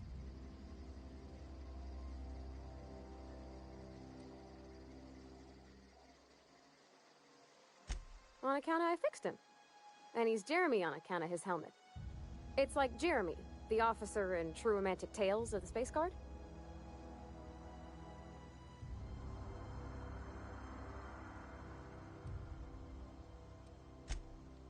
Absolutely.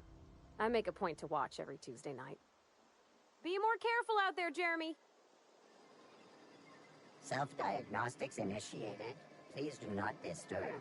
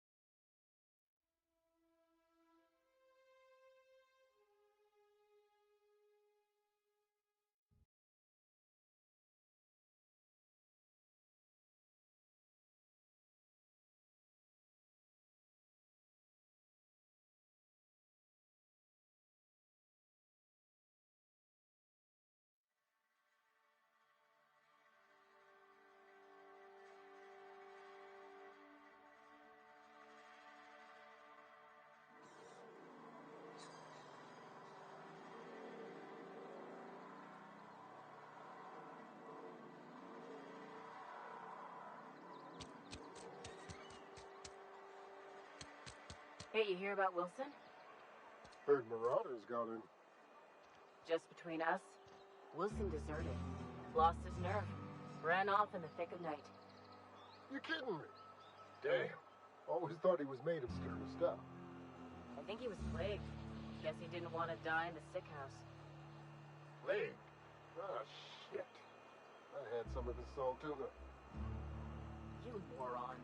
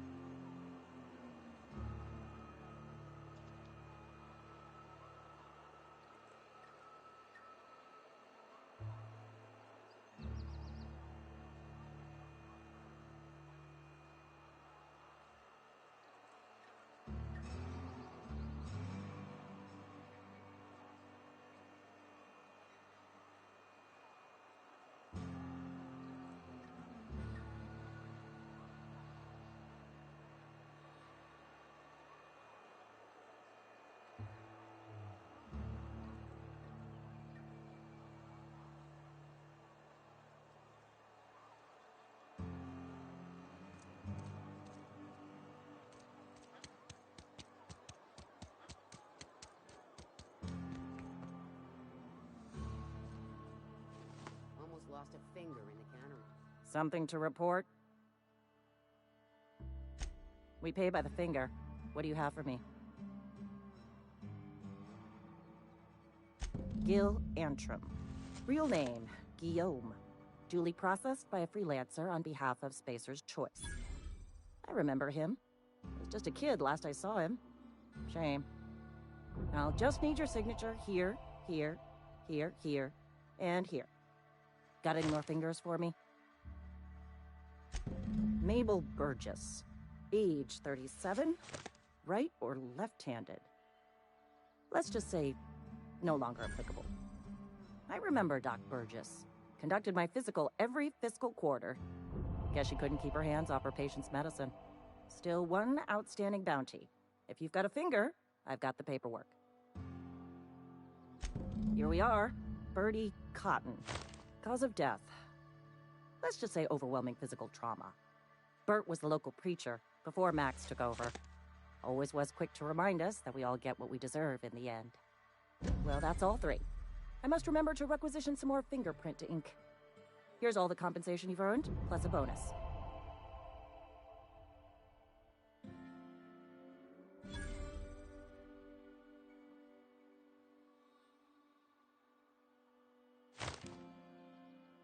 You've done such a bang-up job hunting down our former workers that I thought it only proper to deputize you. Congratulations.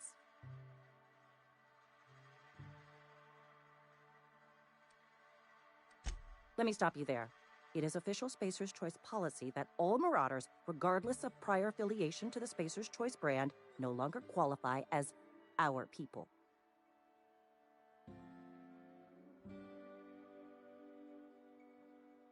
Marauders are folk who lost the will to keep working, wandered out into the wilds and gave into their baser instincts. Not everyone's cut out to work in Edgewater. Some turn deserter, some turn marauder.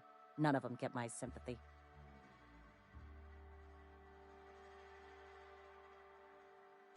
Everybody likes Adrenatime.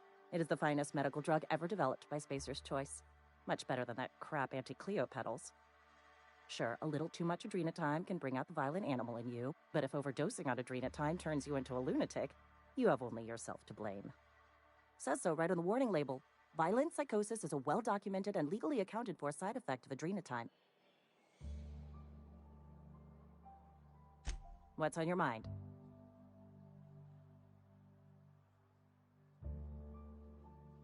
As long as your questions fall within the acceptable margins of curiosity.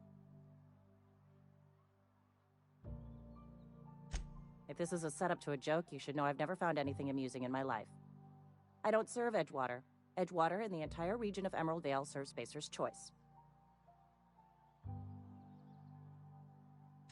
Spacer's Choice is a wholly owned subsidiary of Universal Defense Logistics, which occupies a seat on the Halcyon Holdings Corporation, also known as the Board.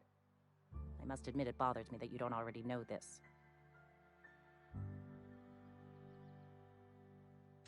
Flattery won't get you anywhere with me. The bureaucracy is a noble profession, but not all of us are gifted enough to serve in it. Something to report?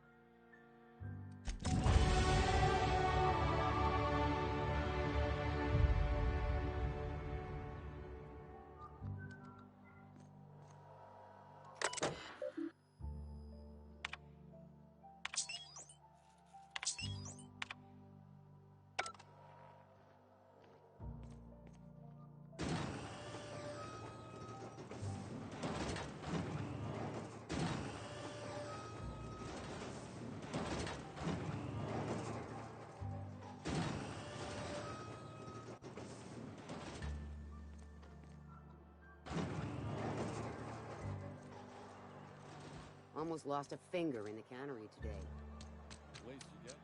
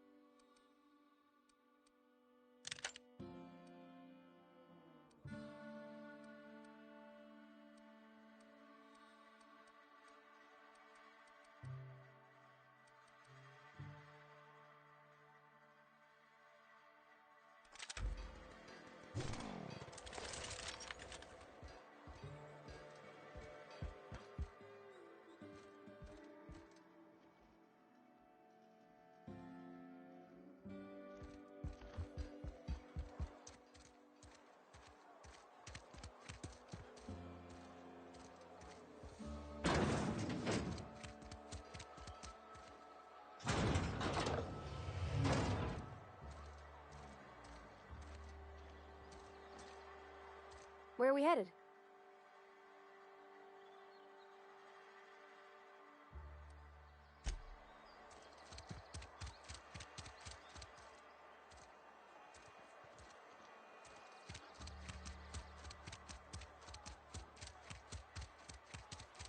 Wish we had some. Cannery's been running at full capacity. Spacer's choice. Music to my ears.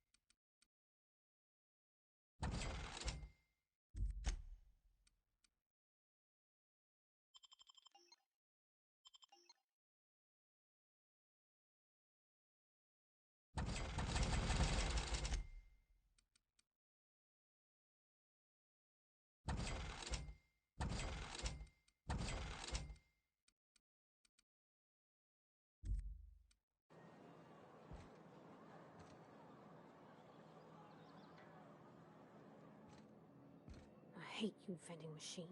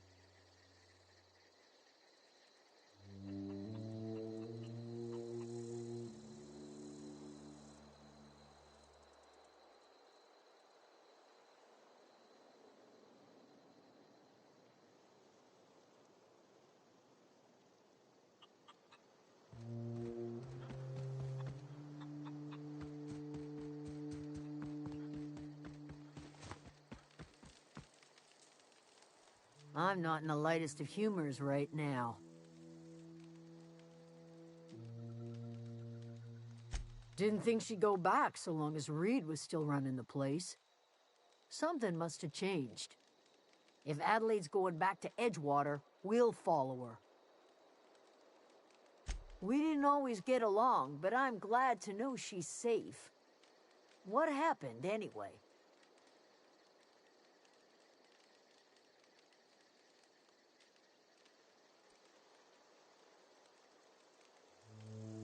Zoe joined up with a band of marauders. Zoe. The same Zoe who doesn't know a barrel from a trigger. Well, I've heard stranger things. You pretty much did my job for me. Least I could do is pay you for your trouble. Let me know if I can do something for you.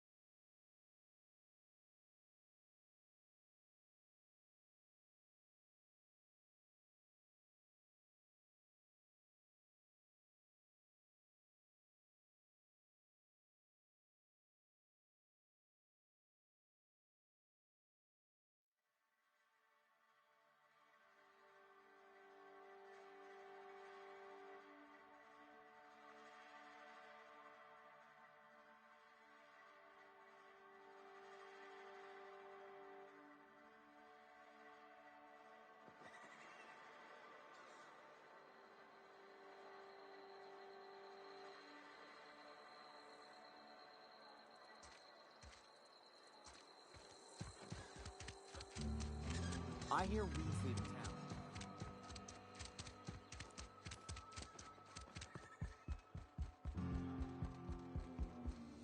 It's a fine new day in Edgewater. I suppose. Take comfort from our own graveyard. Yeah. I'd need to give it careful consideration before answering. If it does,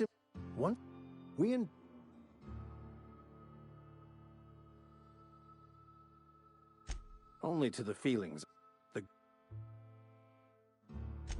Wonderful. This is fantastic. Well worth all the sacrifices Wait. What the fuck is this? Is this French? Well, yes. I've...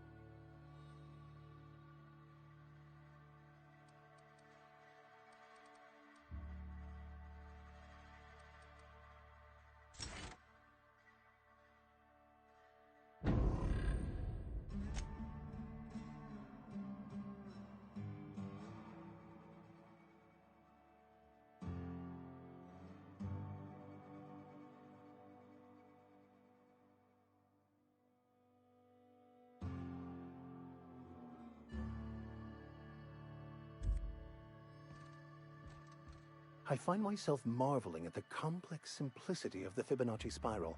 I'm sure you know what that's like. Something vexing.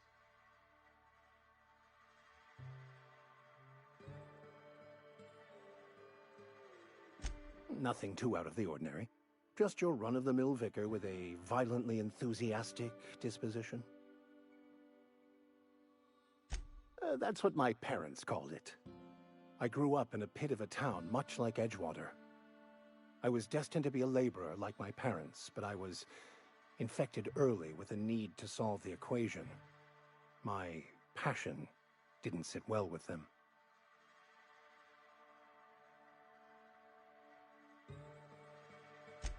My parents, ironically. They internalized the precepts of scientism like no one I've ever known. They had a pure faith. A faith that brought joy to them regardless of the situation.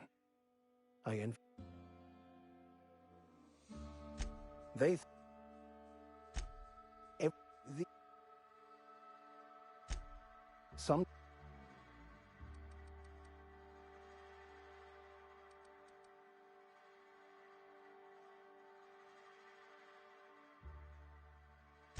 I have run headlong into too many walls in my pursuit of the truth. This book is my last hope, and you were my only hope of getting it translated. What about you? What's your story?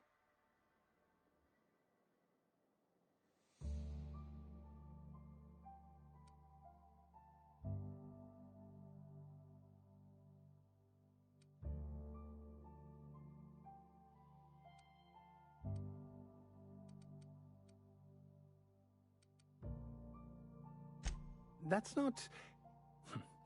Let's try this again. Who are you? Where are you from?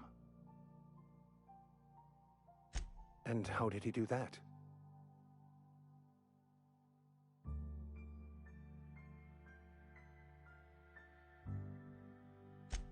Well, you do seem different than every other colonist. Let's pretend for the moment I believe you. What are you going to do now?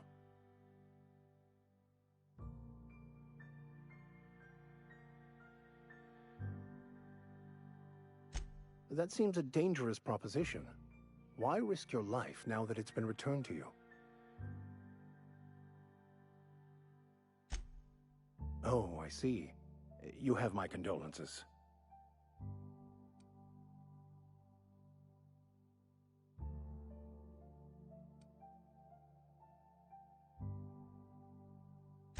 I've been thinking on that. There's a former infamous philosopher scholar who fled Terra 2 some years ago. He's an expert on Bakonu. He's also who told me of the journal's presence in Emerald Vale. If anyone in this colony could translate that book, it would be him. That's a good question. We should start.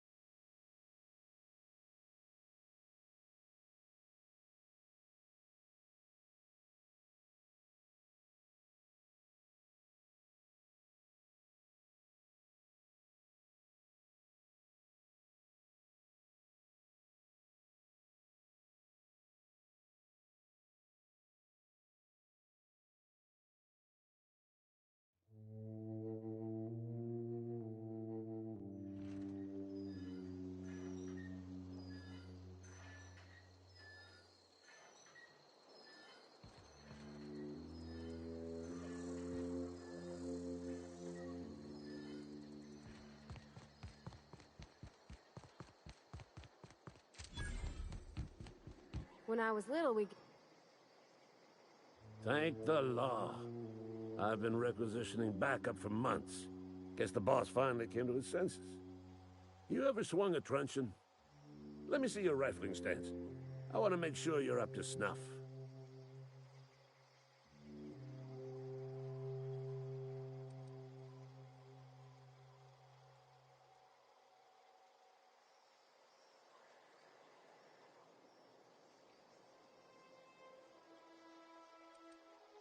The war!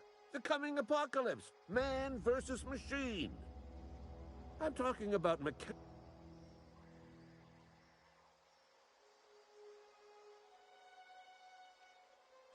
just my... when the... I told Silas I'd pay my dues if he agreed to join the resistance. Guess this means he's finally heard the calling.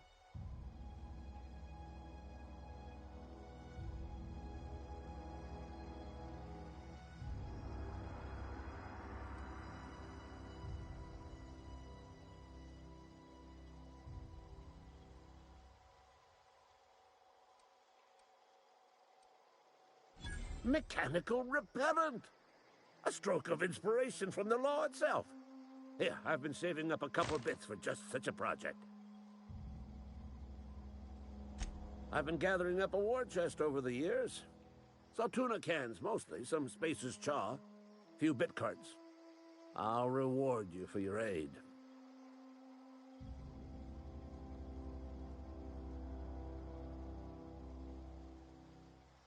Enlistment fees. Yeah, I suppose. Wouldn't want to give the Resistance a bad name.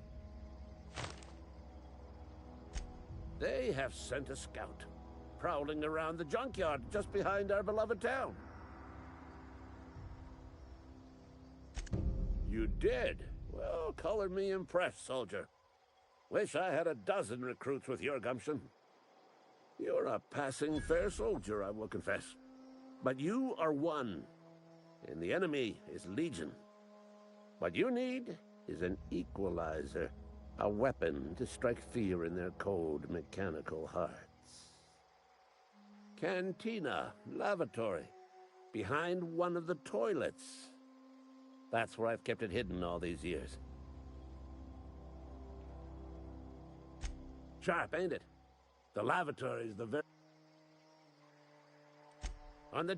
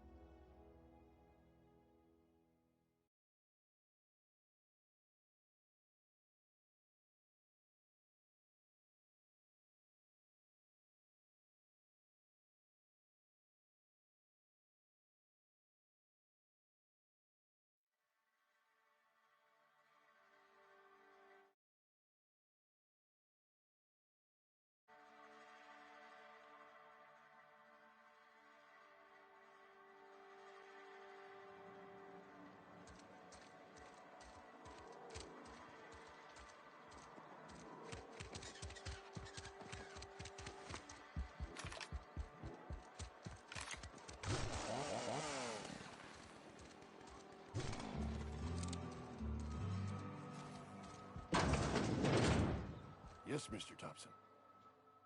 Whoa, did Mr. Thompson send you? Well, you tell Mr. Thompson I'll be right at my post. Tomorrow. Bright and early tomorrow. Because I'm definitely not plagued. As spry as a spring chicken. That's old Abernathy.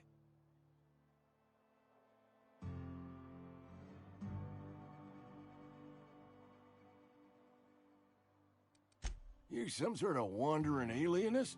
Walking into a man's own domicile, pestering him about his mental state?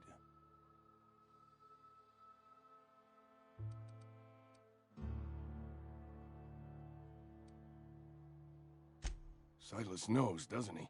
That's why he sent you. That's why he wants me to pay up. He knows.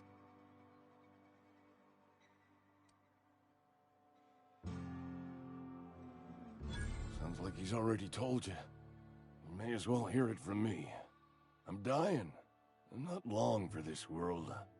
The date of my expiration is fast approaching. And soon I shall be ushered through the great cannery in the skies. Don't say that, Mr. Abernathy. You still got a couple decades in you. I'd steer clear, Ms. Holcomb. My affliction's bound to be contagious. It's plague. Has to be. Silas knows. He knows I got one foot in my grave, and now he wants to charge me for the other one.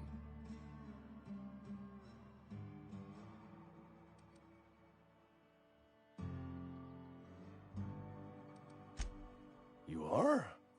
Oh, wow. First time anyone's ever told me that. I'll pay your fees. I don't want any trouble from Silas. But if you could see your way to freelancing for me, I could really use the help. There's a cache of anthracillin tucked away in the old community center. Powerful stuff. Stronger than what we got, anyway. I need you to break in, nab that medicine, and bring it back to me.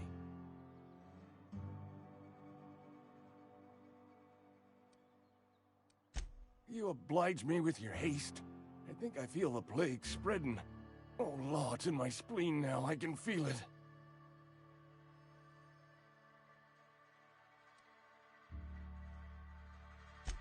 I know that, but I got nobody else to turn to. Reed would have wrote me up. Constable would have locked me up and wrote me up. Could have gone to see the good vicar, but I never did find my courage. I am sorry to hear that, Mr. Abernathy. My confessional is always open. Except for right now. I know. Should have availed myself of your services days ago. Thanks anyway, Vicar.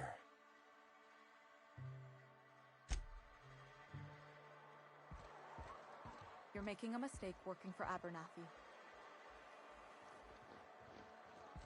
Something you need?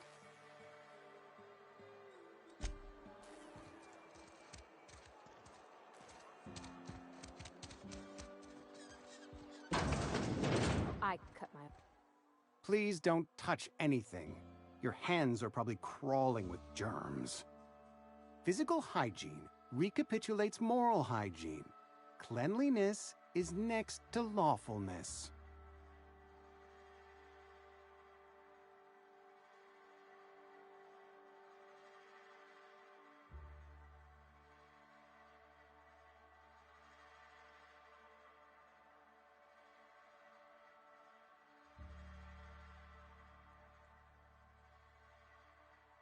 So everyone says, until someone forgets to cough into their elbow, and then we're all dying of plague.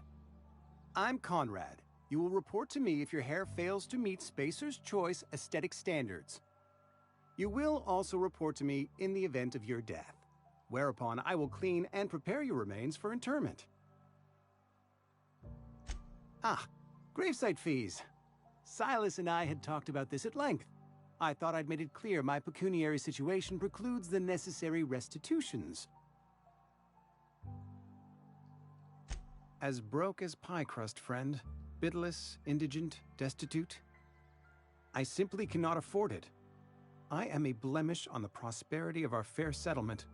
When I expire, I expect Silas to toss my body into a ditch.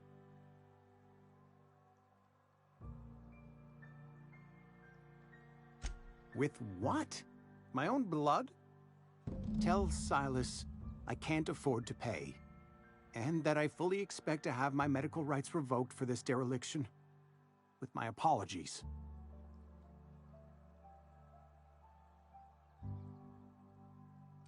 Not a bad idea. But I'd need some kind of collateral. My pair of lucky clippers! No, that won't do. Your idea intrigues me, but I'm afraid I don't have anything to give Silas. I'm open to suggestions.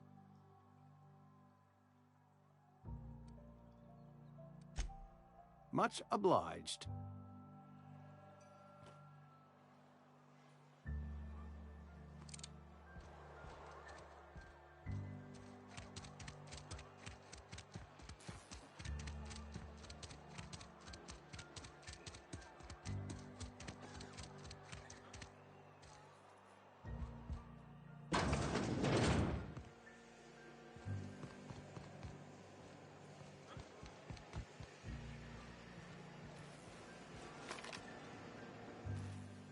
You the new worker?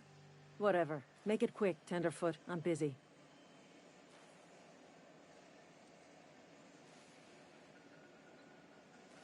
Shit. Silas still on about that. Here, take the fees.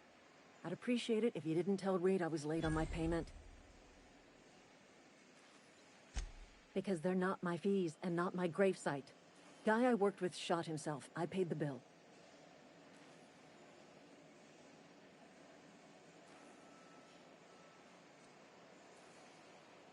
If you're not familiar with board law, you ought to be. Law requires delinquent gravesite fees to be paid by the deceased party's closest living relative, which meant me. Shame, though. Eugene was a good worker. Woke up one morning and put a round through his upper story. Can't imagine why. The kid was doing all right at his desk. We all thought he was an upstanding receptionist. Just between the two of us, I'm pretty shocked his weapon didn't misfire. Spacer's Choice handguns aren't the most reliable. Not half as awful as the bill Eugene left us with. Suicide's a crime. The legal term is irreparable damage to company property. What Eugene did to himself was vandalism. I'm plenty serious. In fact, I'm a little upset Eugene didn't think things through. In other words, Edgewater would have been penalized pretty hard. Whatever Eugene was worth as an asset, we would have had to pay out of pocket to Spacer's Choice.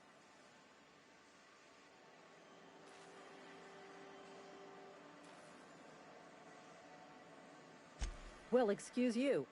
I'll have you know, Eugene was an asset to us all. May his atoms be commended to the law. All I know is...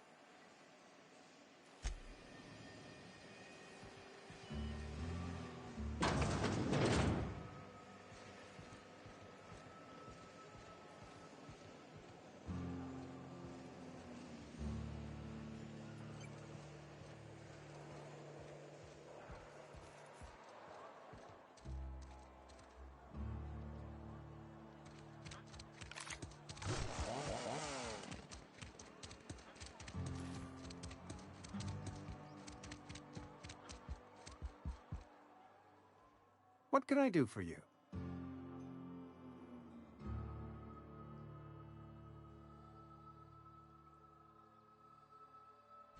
Oh? Am I in the company of a fellow doctor?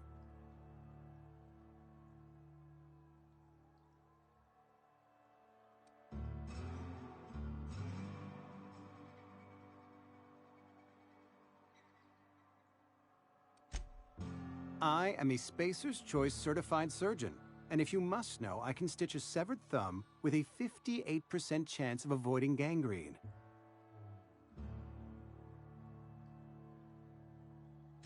Go ahead. Edgewater has been good to me. I consider myself privileged to work here. I am never wanting for work, not since the plague started. The plague's come at us with a vengeance this year. Lost 6 workers in as many months. I wouldn't call them good workers, mind you. If they were any good, they'd have been treated. Still, it is a shame. Fever, chills, fatigue, aching, vomiting, an excess of phlegm, a tendency towards belly aching. Company policy, friend. We don't have enough medicine to treat all of us, so we treat the best among us.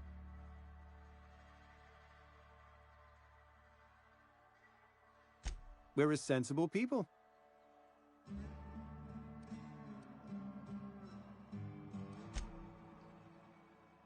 What can I do for you? Go ahead.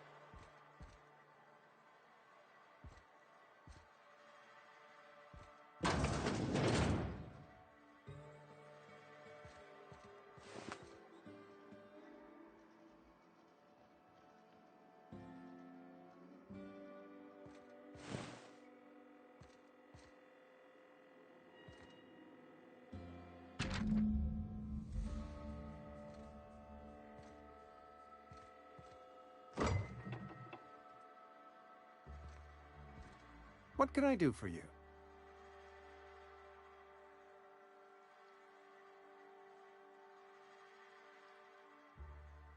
You know about Eugene? How?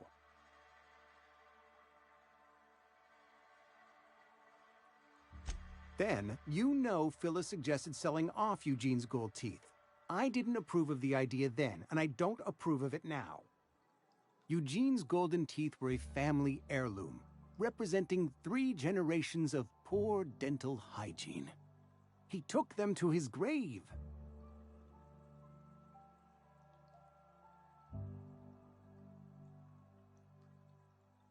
That's unthinkable. Eugene's body and all rare earth minerals contained therein are solely the property of Spacer's Choice. I can't ask Silas to dig up a man's body and pry a few teeth loose from his jaw just to pay my bills. Can I? Are you asking rhetorically? Because if you're being serious... Ugh, gross. Desperate measures, Miss Holcomb. Desperate measures. I'm going to have to ask Silas to dig up those teeth. It's the only way I'm paying my gravesite fees.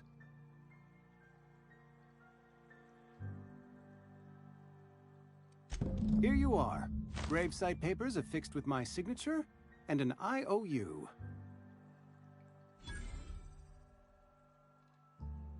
Eugene was not a suicide. He put a bullet in his brain, yes, but that's largely a technicality. I was the one who prepared Eugene's body for interment. I discovered symptoms of the plague on his corpse, and I discovered medicine in his pocket. Lots of medicine. Eugene overdosed on adrenatime, which is known to cause psychosis and paranoia as possible side effects. The paranoia drove him to take his own life.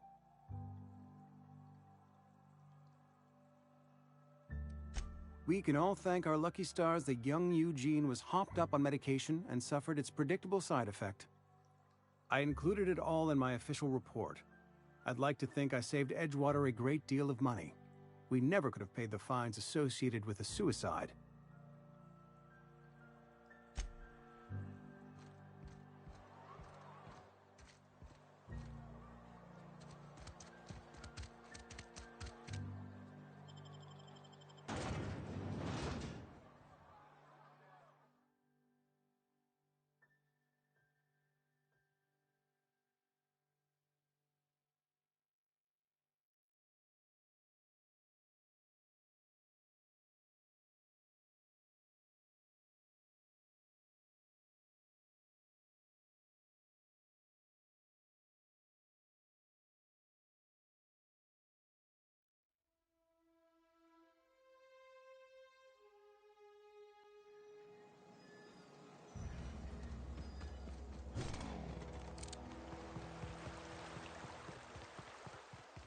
Hey, Miss Parvati.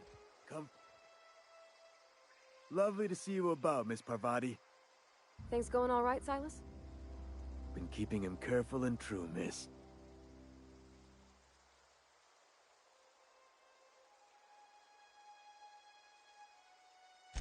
Best to ask her yourself.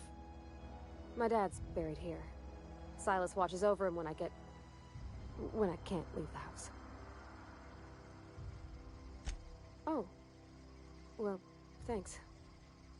Something I can do for you? You run into any trouble?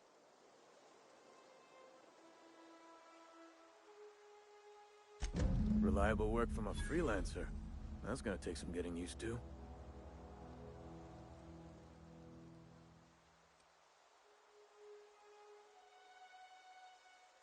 Abernathy was sick? With the plague? That's disgusting. I shook hands with the guy.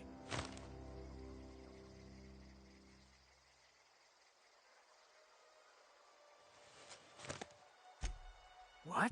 No. If I knew he was sick, I would have had him reported. I needed his fees because of his name. A for Abernathy. He was at the top of my list, you see?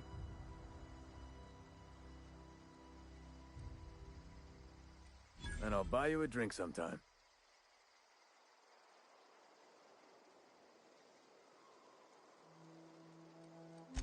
Oh, suppose you've earned it. One good turn deserves another. Yeah?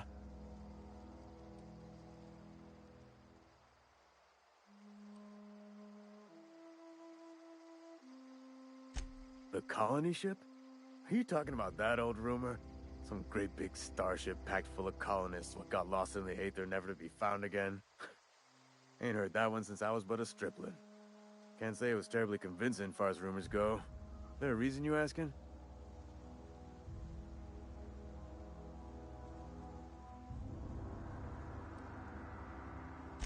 Alright, easy now. No need to get your hackles up. Maybe you've been out in the sun too long. Why don't you head over to the cantina? Get yourself some Zero-G brew. It's a brew that's good for what ails you.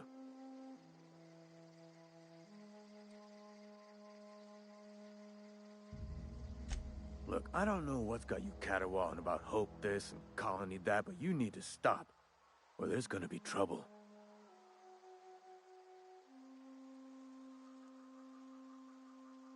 Trouble's in the asking.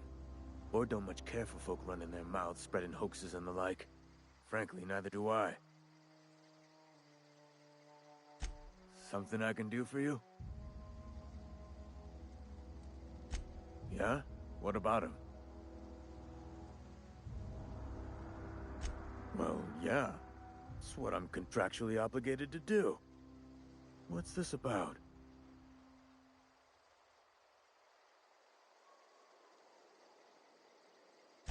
Yeah. Funny thing, Eugene's body ain't where it's supposed to be. The night we was supposed to commend his body to the earth, I had his grave all dug up and ready, right? And so I thought, I'll just rest my eyes a bit. When I woke up, his body was gone. Spirited away. Vanished. The footprints nearby suggested that Eugene was stolen by marauders. Or he rose from the dead.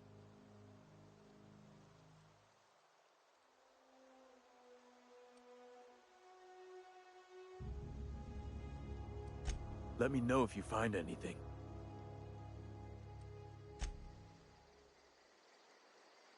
Where are we headed?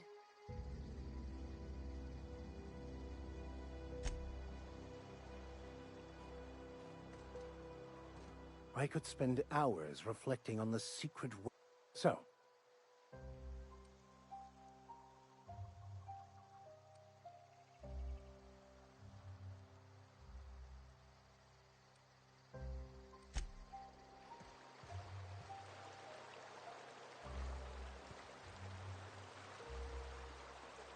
Huh?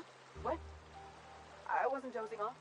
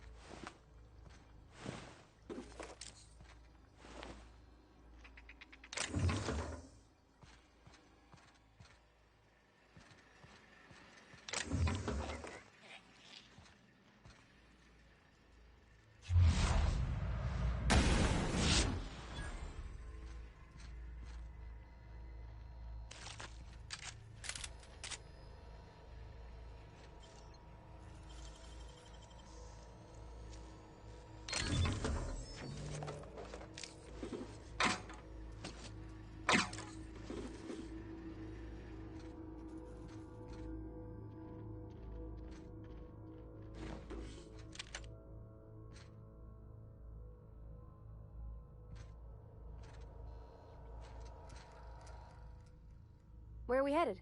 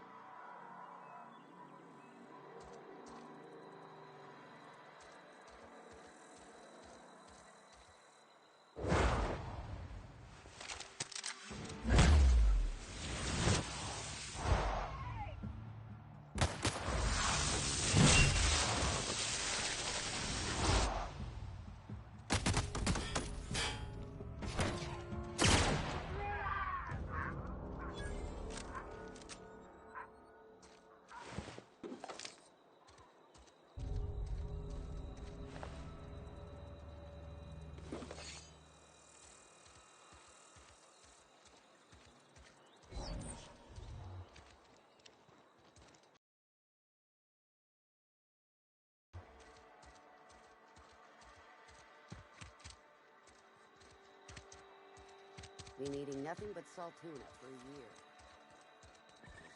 Hey. Somebody's been running around talking about the Hope. Wonder if that's a new drug of some kind. Let's see it. Don't keep us waiting. Haven't decided? I hired you. The nature of your employment requires you to deliver in my hand some genuine anthracillin.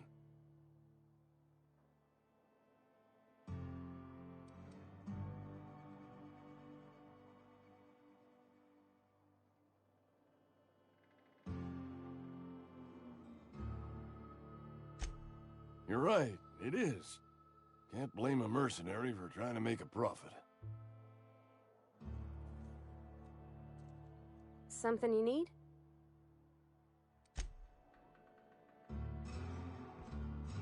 You wanna mingle, go try the cantina.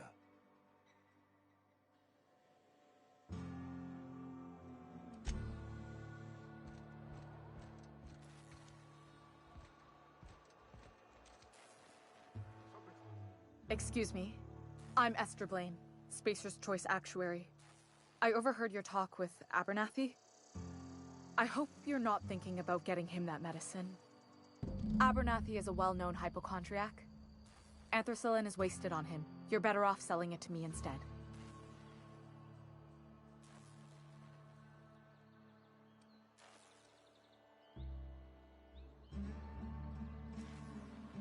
All I'm saying is Abernathy's worked in this town longer than some of us been alive. How do I put this gently? He's got a lot of cobwebs up in his attic. I probably shouldn't tell you. Don't want you implicated for what I'm trying to do. Alright, here's a summary. A lot of sick people in this town, and we don't have the medicine to treat them all. Can't reach out to corporate without crossing a river of red tape, so I'm reaching out to you.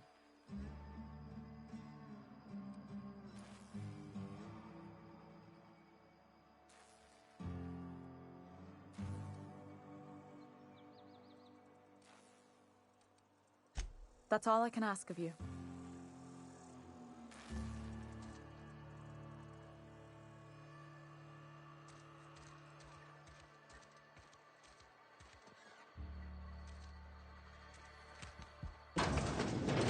You're not a big drinker, are you?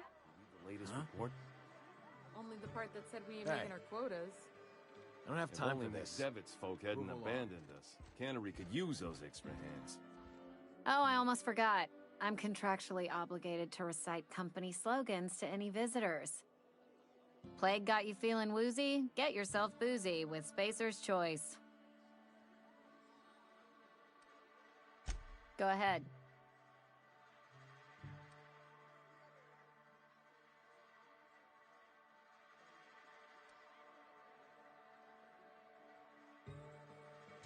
The Hope?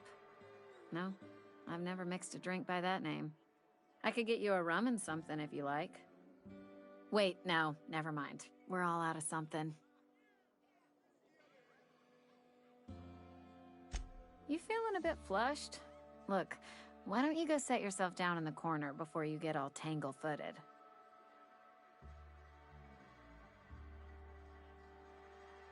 Then pretend you're drunk. Sober folk don't talk the way you are. Not unless they're looking for a trip to Tartarus. The Hope's folklore, all right? 60, 70-year-old folklore by now. The board don't approve of spreading seditious rumors and falsehoods. You're inviting trouble talking that way, and I don't want a part of it. Look, either shut your gob or stick a drink in it. We're done talking about this. Coming right up.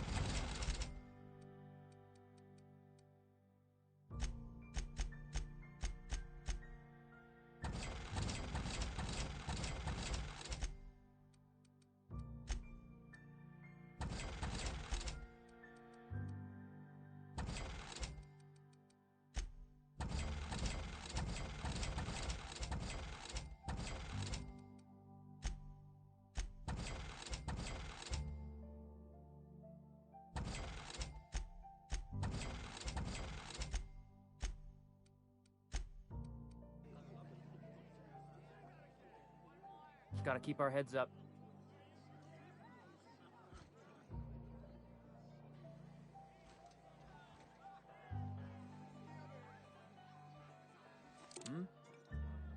Carry on.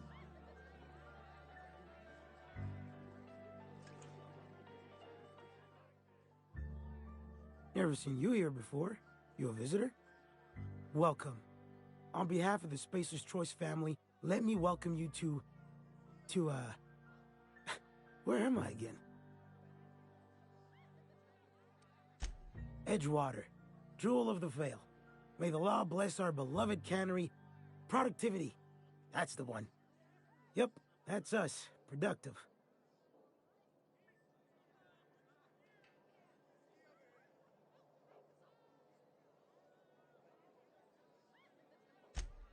Oh, it's fine. I'm only on my third company. Yep. Got my mid stuck in a rotor wheel. Shredded my wrist up real good. Conrad went and sewed up my hand, but I couldn't do much about the pain. Boss was real generous to me, though. Got myself a 5% discount on Zero G Brew. After the second bottle, the only pain I feel is emotional.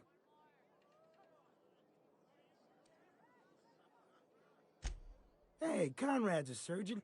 Well, he's a barber. That's like surgery, but for your hair.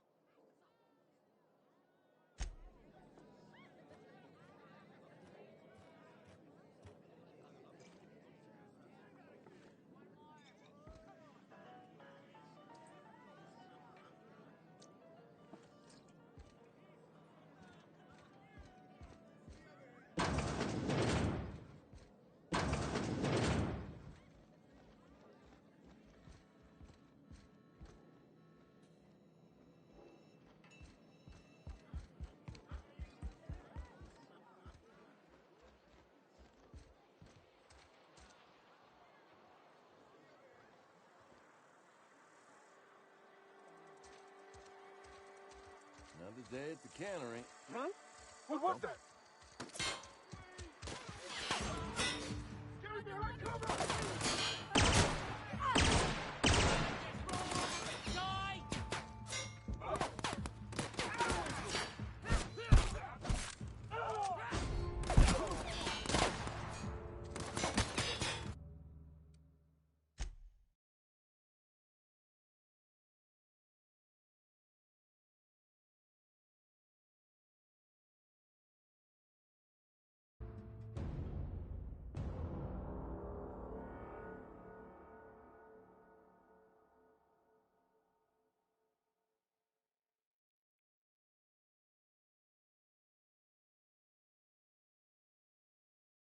You read the latest report? Only the part that said we ain't making our quotas. If only McDevitt's folk hadn't abandoned us. Cannery could use those extra hands.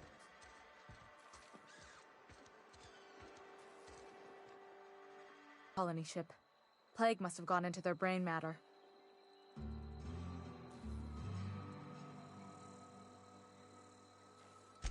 Oh, I'm an actuary. That means I keep tabs on a worker's living expenses. How much it costs. Thanks. I'll see to it that this medicine gets to the people who need it. Here. Something for your trouble. Nothing personal, but I hope we never do business together again. Don't want to make a habit of consorting with smuggler types.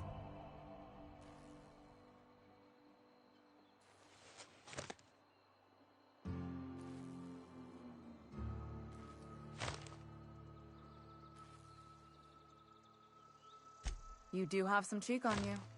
Lucky for you, I kept a little contingency fee in case you tried to negotiate with me.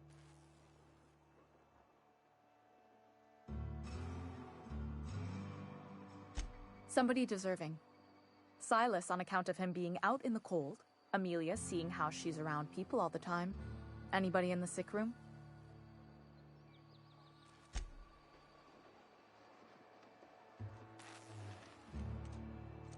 What was that?